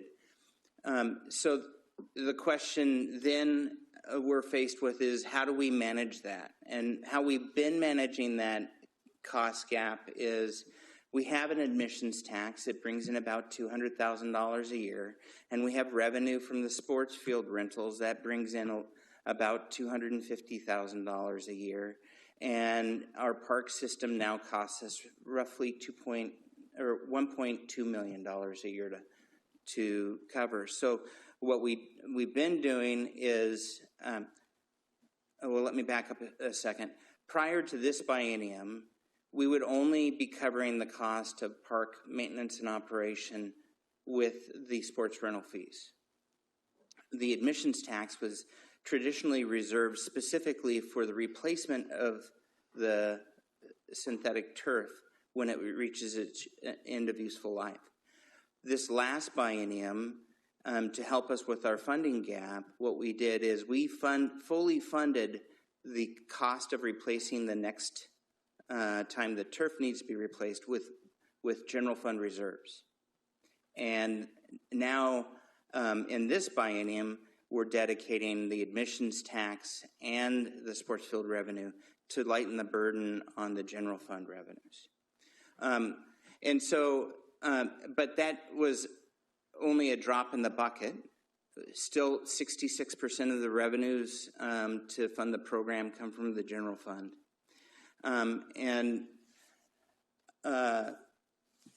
So we're going to put forward a proposal on how to address that funding gap. But before I do that, I want to give some history about admissions tax. Admissions tax was implemented when TRF was doing their development and the theater was planned to go in the downtown area back in 1998.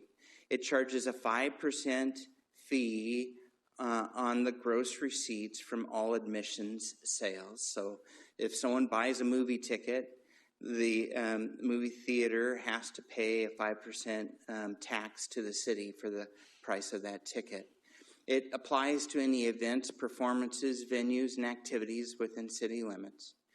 The city currently restricts the use of these revenues specifically to parks and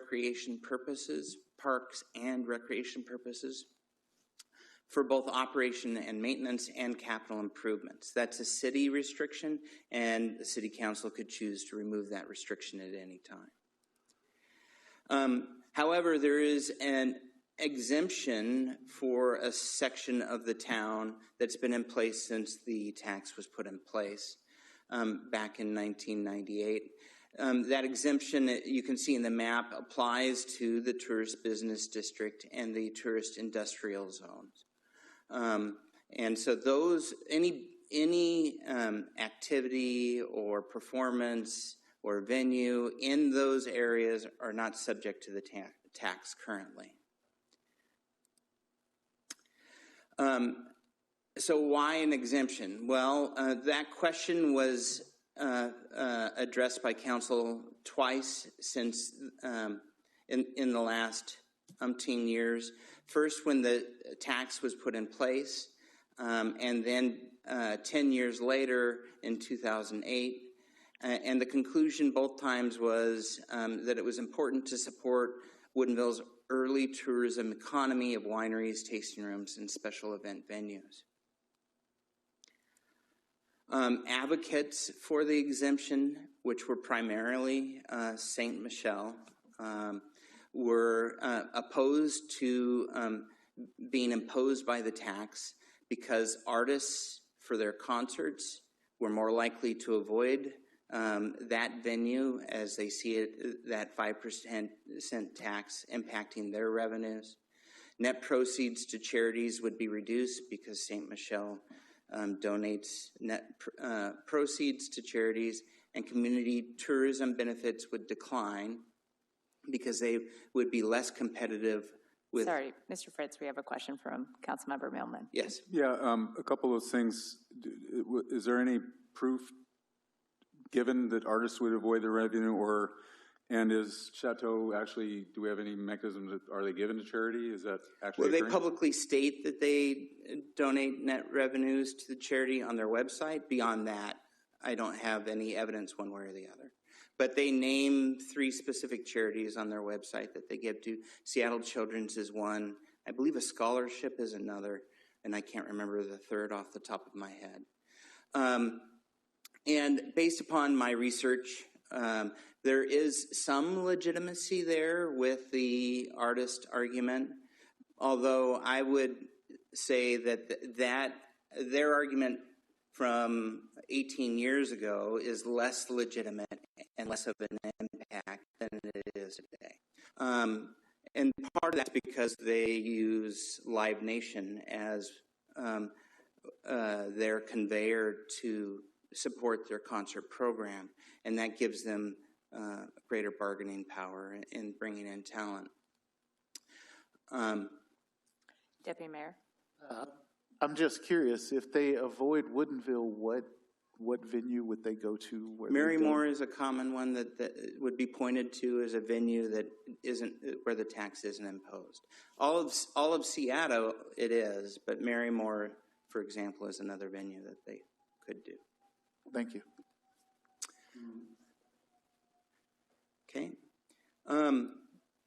So those are all arguments from 18 years ago. I have no idea how people would feel today, but I thought that history has some relevance.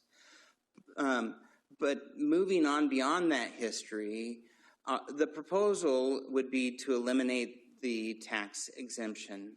And by removing it, what benefits we would see is it would reflect the evolution of Woodinville's tourism industry. Right now, we've built up an industry where there's over 130 wineries and tasting rooms within city limits.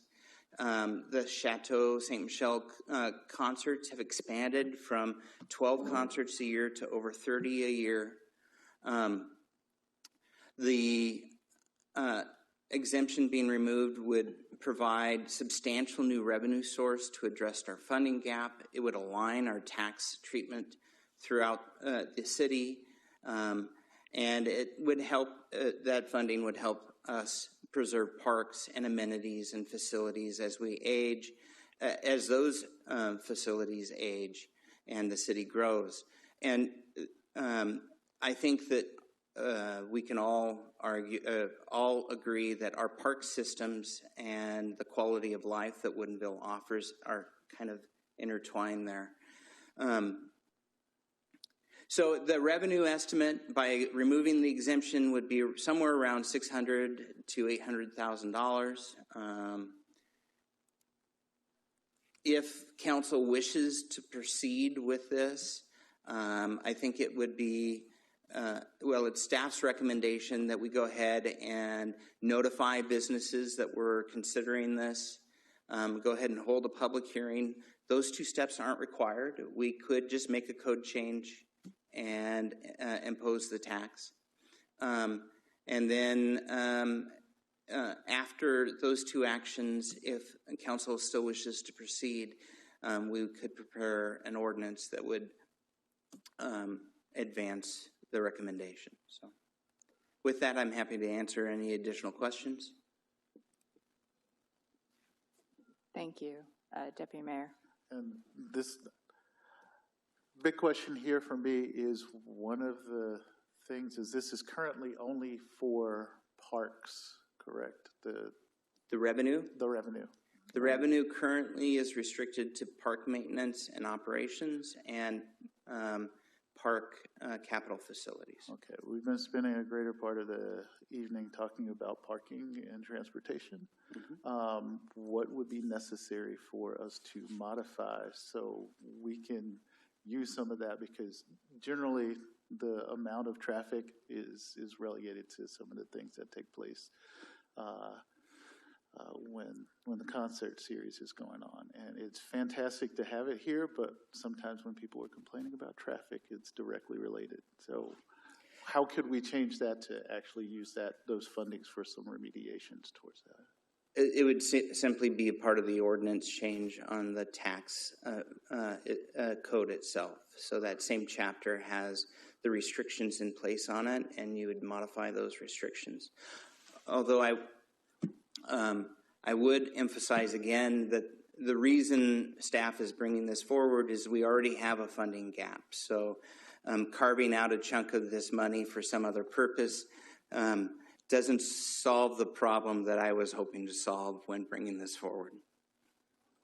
Just know that we're thinking about the distant future after this gap has been filled. Very good, Mr. Fritz. If it please others on the dais. I have a question, just a clarification. When we looked at the map of the areas that have the exemption, so if you have a venue that's not in those, you're paying the admissions tax, which isn't just the movie theater, but also any tasting room that isn't in that shaded area? Well, if the tasting room is charging a price for admission so that you have a cover fee to get in, they are required by municipal code to be paying a tax. Okay. Or the repertory theaters that are putting on shows that are all outside of that shaded area, they're all...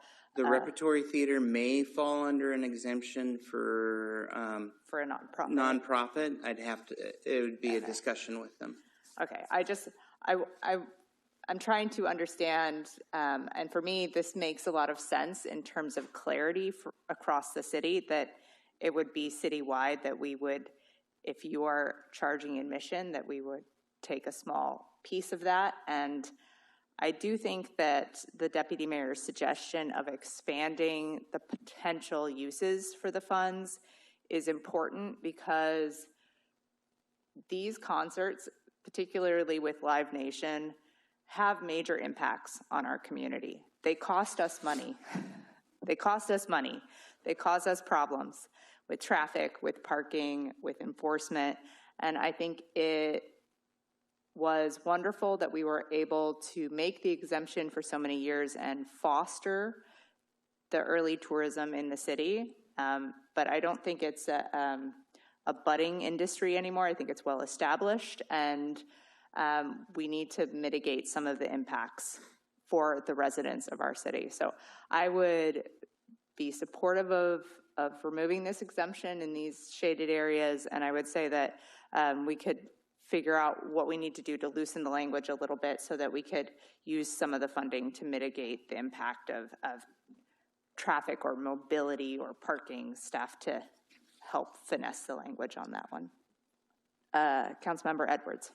Thank you. Yeah, I would also support that as well, and I would go one step further and as part of this, move to change the language of the ordinance as part of this process as well. What we could do is, it may go to the parks right now in terms of what this money is allocated to, but it gives us the flexibility in the future to plan for that as we continue to go forward. I mean, we do have a need right now, and we could have a conversation to make sure it gets filled there, but also gives us that flexibility. I think now is the time to make that change, to show that we're committed to supporting our residents and the impact that these concerts are having, and using that to benefit them as well in terms of reducing the stress on parking and travel as well.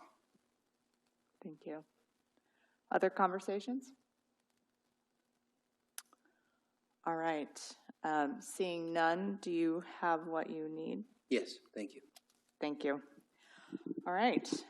Moving on to business item 11, resolution number 690, adopting the 2027-2029 supplemental strategic plan.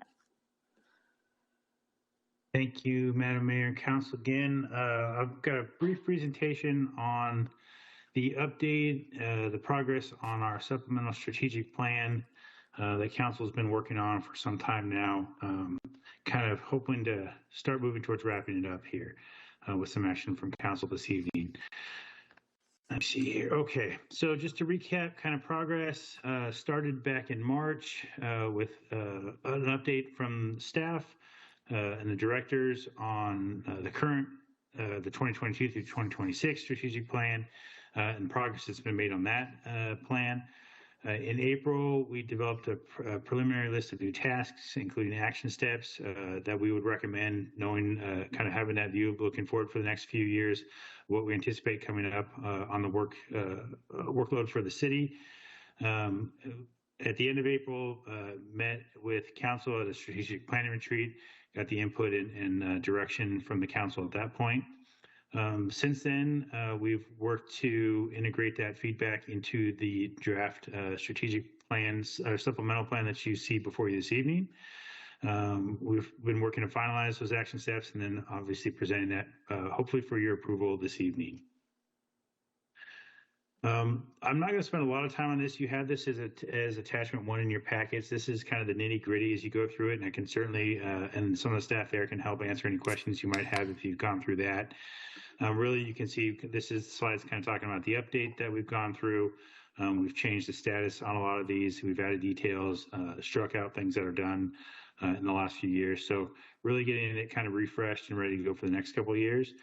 Again, we could certainly answer questions about the detailed implementation tool, but really the focus, and I know from council was a big priority, was this kind of one-pager for public communication purposes that highlights in a real general nutshell what our strategic plan is for the next several years. So this is the graphic and a one-pager, if you will, that staff has worked diligently to develop for council. This, I think, is probably where more effort and focus and input from council would be most helpful. If there's any kind of fine-tuning or wordsmithing we need to do here, or if we've completely missed the mark, that'd be great to hear too. But in general, some of you will notice some resemblance to the previous iteration of this. We kept the same 8 categories, and that's kind of the background on why we're calling this a supplemental update, and it's only for the next couple of years. It's not another 6-year plan. But you can see the 8 different categories there. We've updated the kind of the action steps or implementation steps in those figures below each of those 8 categories. The 8 categories, as I mentioned, all remain the same from the previous plan. We've just updated the implementation pieces below. And again, I think this is attachment 2 in your packets. This is where, if you know, I think there's probably more value in having council weigh in on this if we need to make some changes before adoption. I'll come back to this in just a minute. I will mention that you know, the action doesn't, the work doesn't stop with the council adopting the plan, the proposed action this evening. The next step, which has already begun, is staff has begun investigating different public-facing dashboard tools. I know that's a priority for council. We've heard in some of these discussions is making sure that the data is easily presentable and digestible by the public, but also can be updated and we can show progress to the community members as well. So we're already starting that process. One of the important pieces of that is that whatever tool we end up identifying is not just solely for one purpose for this, is that we can also be used as kind of a organization-wide dashboard. It would be one of the goals. So we can show progress on all of our other kind of related plans, whether it's climate action, housing, et cetera. So being able to show this progress across all of our different planning efforts and endeavors is important, and we're already starting that work. Let's see. That I have the motion. We have a proposed resolution to adopt a supplemental strategic plan this evening. Of course, happy to answer as many questions and talk through the plan as council would like. Again, hopefully the focus is on this, but of course, if there are comments or edits we need to make to the implementation tool, happy to make those as well. With that, Madam Mayor, happy to answer questions. Thank you. Are there any questions from council? Seeing none. Yeah. I move that council adopt resolution number 690, adopting the 2027 through 2029 supplemented strategic plan. Second. I have a motion and a second. Would you care to comment? Maker of the motion. It's not often that I have favorable memories of a meeting. And when we got together and actually discussed this, that was one of, it was very pleasant. It might have been the day, it might have been the people, but it was good for us to actually come up with things that we were going to have as goals together. And it felt like we were driving towards a destination when we came up with some of these things. So I really appreciate the action and both seeing this the way it's been generated. Thank you, staff. Thank you, Mr. Deputy Mayor. I think it was the lunch. I think that was the thing.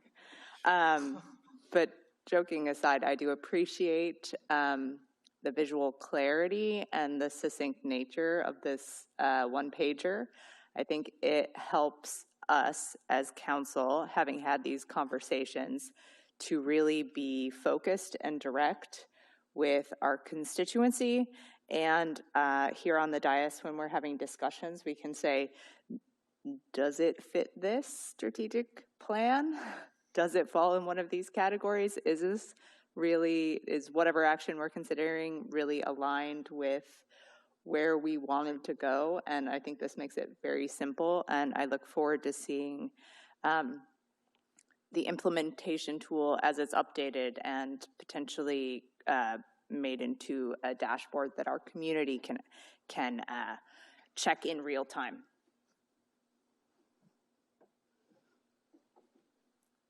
All right. Seeing no other comments, all in favor of the motion, please say aye. Aye. Aye. Any opposed? Hearing none, motion passes unanimously. And we're moving on to business item 12, discussion on short-term housing assistance. All right, thank you, Madam Mayor and Council. This one I do not have a presentation for. I think it's pretty succinct, presented in your as a staff report in your packets. But to just briefly recap, so Mayor Arndt requested an agenda item to discuss the possible creation of a short-term housing assistance program. There are some there is a precedent for that at the city. We did that, as many jurisdictions did during COVID, with some of our federal relief monies. At that point, we granted a total of about $120,000 through two different organizations that provided immediate short-term rental relief when the world was upended by COVID and many people found themselves out of work overnight. There was obviously at that time many great needs in our community and communities across the world. One of those that the council at that time identified was all these individuals that suddenly found themselves out of work were suddenly unable to meet the month's rent and certainly the next month's rent. And so at that point, we again allocated some of that federal funding that we received, like many communities, to a program that provided short-term funding assistance to those in need. So there is some precedent for that. That being said, there are some, and through the conversation, obviously the city has some, a minor pot of funding available right now that is kind of broadly for affordable housing purposes, and specifically, council will recall that as part of our development agreement with the Wood Mountain, which is the Harvest Project, they were required to provide the city $300,000 to help with its affordable housing work. And as defined in that development agreement was very broad and would allow us to use some of that funding because of the way that's provided in that DA for this purpose if council deemed that appropriate. The kind of longer term problem, or not problem, but issue to flag is that there's not a long-term funding mechanism for this short of something like general fund. Council has talked about the inclusionary housing program and the potential of that, including a fee in lieu option that would generate money for affordable housing, but by its staff's assertion and belief based on review of state law that would not be allowed. Those funds would not be allowed to do this sort of short-term housing program. Those would have to be used for other affordable housing efforts outside of that specific program. So there is funding available for some short-term program, but as far as long-term, that would have to be a bigger discussion. Madam Mayor, I think I've hopefully appropriately kind of captured what you were proposing, but certainly happy to answer any questions and provide any other details I may have. Thank you, Mr. City Manager. And yes, I think that you did capture the intent there. My suggestion in adding this to our agenda this evening is really as a way of meeting the moment. I think throughout the region, we are experiencing an increase in homelessness and instability in our job market that is leading to people being evicted from their homes. And it is much cheaper and simpler to keep someone in their housing than it is to help them once they've lost their housing. We have a precedent here in the city for doing this, as you mentioned. We have some funding. My suggestion wasn't an ongoing long-term program, but simply using some of this one-time funding in some sort of contract model. And I think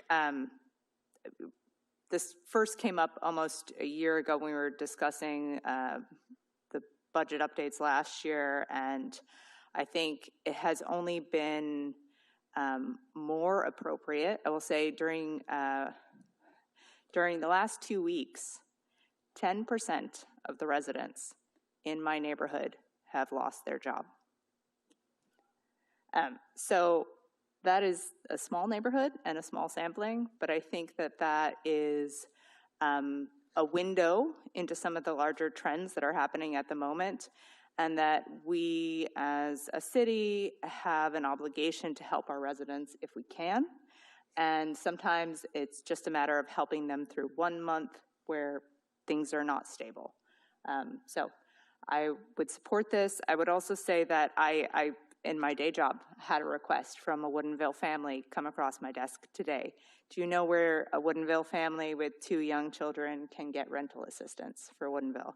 And I had to say, well, Shoreline, Lake City, Bellevue, that's the nearest place you can go for this kind of support. So there's a need, and we have an opportunity to meet that temporarily. Deputy Mayor? I'm definitely in support of this. One of the things that we talked about in the initial rounds of this was about wanting to do something more long-term, and it doesn't seem like the long-term is getting here fast enough, especially given when we were talking then, I believe the unemployment rate was 4.2%. Since then it has risen in Washington to 5.2 and nationally over 5. that is a large scale change on the scope of a small city like Woodinville.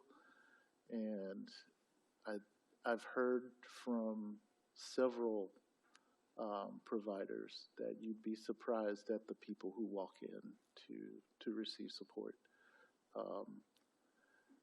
One of the things that I find complimentary about this is the idea that we are seeking to keep people housed during the rough patch.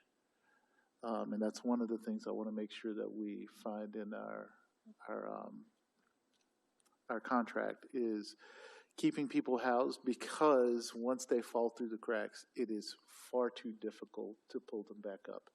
And we often wait too late before we actually give people support. And I think that this would be great for that particular, given the current time. Councilmember Wise. I just have kind of a question. It says that staff recommends a similar approach of contracting for services rather than a city-run program. I was just kind of curious if we have any idea like what exactly that would look like. We could certainly dust off what we did during COVID, but I would think it would very closely follow kind of our human services grants model, where we have some of those. I do need to think about, do we need to bring back for council action a program proposal prior to going out and soliciting? And I know obviously the urgency is there, so I need to think about that piece of it. But I'll work on that. But yes, we could mirror or potentially plug into very similar our human services grants that we do with some modifications. So I'll have to think about explicitly how the program would work and what further council action. I just don't have an answer at the moment. Right on. Thank you so much. Councilmember Millman. Do we know how to verify the need or how that component works? And I'd like to add on to that. I'm in favor of that. I want to help people when they have an immediate help, but I do get concerned that we help somebody, we help somebody in August and they're still in the same situation in September. And I am a big proponent of, and I've said it multiple times on the dais, that we should do something longer term where we do a Habitat for Humanity. We just recently acquired a lot of land from the federal government. We could do a series of affordable townhomes or something on there. We have property there we could do townhomes. I did some quick calculations just for the council, and at cost, a 1,200 square foot townhome, the mortgage on that would be, without any assistance, just the average public would be $1,711 a month, $300,000 for 1,200 square foot, and those numbers vary depending on style, finish, but we own the property, so the costs are down. It'll be about $1,900 a month. So I'm in favor of this, but I have questions. But I'd also like to see the council moving towards something where we didn't help somebody only for a month. We helped a number of families for 30 years or 20 years or decades instead. I'd be much more in favor of us moving towards something like that.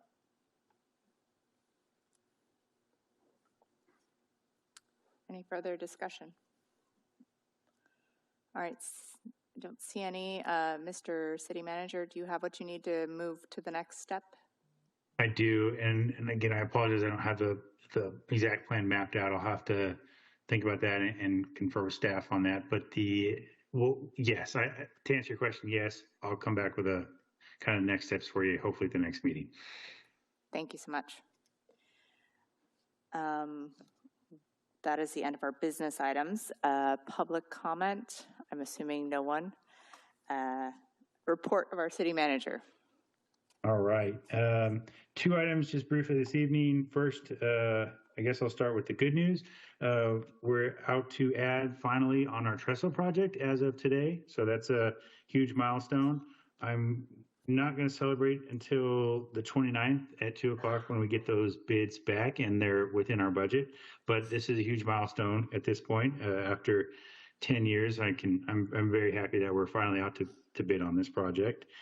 And that, of course, I can't take the credit for that. That was 99.9% Asha D'Souza pushing it as hard as she could. So she gets certainly almost all the credit for that. So thank you, Asha.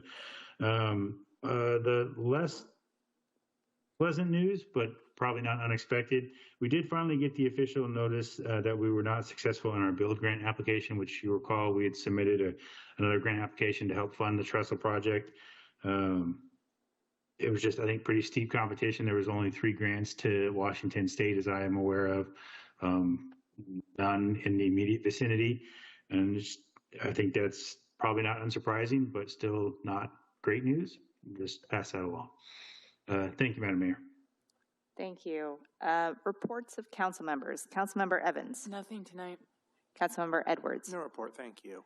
Deputy Mayor. Nothing tonight, thanks. Councilmember Wise. I have nothing. Thank you. Councilmember Millman. Nothing for me. Councilmember Taylor. Nothing. All right, well, I will break the streak and just say that I really appreciated the opening of our temporary dog park. I think staff did a great job, and I have been back since with my pup, and every time I've gone back, there have been people and pets there, and more people and pets every time. So I think word is spreading, and usage is already picking up. And after the initial launch, I was able to have a conversation with the executive director of Homeward Pet, who's just about 100 yards down the road from the dog park. And we were having a conversation regarding opportunities to utilize some space adjacent to the public dog park for them to walk their pets. So that conversation is happening, that they could have a dedicated space that they could access temporarily while the dog park is operational. And we also discussed possibilities of them hanging a sign or a banner or something to be able to advertise their services and gather donations. So I think we have some potential for some really good partnerships between Homeward Pet and the city in relation to that dog park. And I would encourage everyone to come join us for Celebrate Woodinville. First concert is tomorrow night and kicking off throughout August. So that is my update. Council now has an executive session. Council, I gotta find my verbiage. Council will adjourn to a closed session for approximately 30 minutes to discuss with legal counsel representing the agency matters relating to agency enforcement actions, or to discuss with legal counsel representing the agency litigation or potential litigation to which the agency, the governing body, or a member acting in an official capacity is or is likely to become a party when public knowledge regarding the discussion is likely to result in an adverse legal or financial consequence to the agency. No formal action is expected to be taken. Thank you.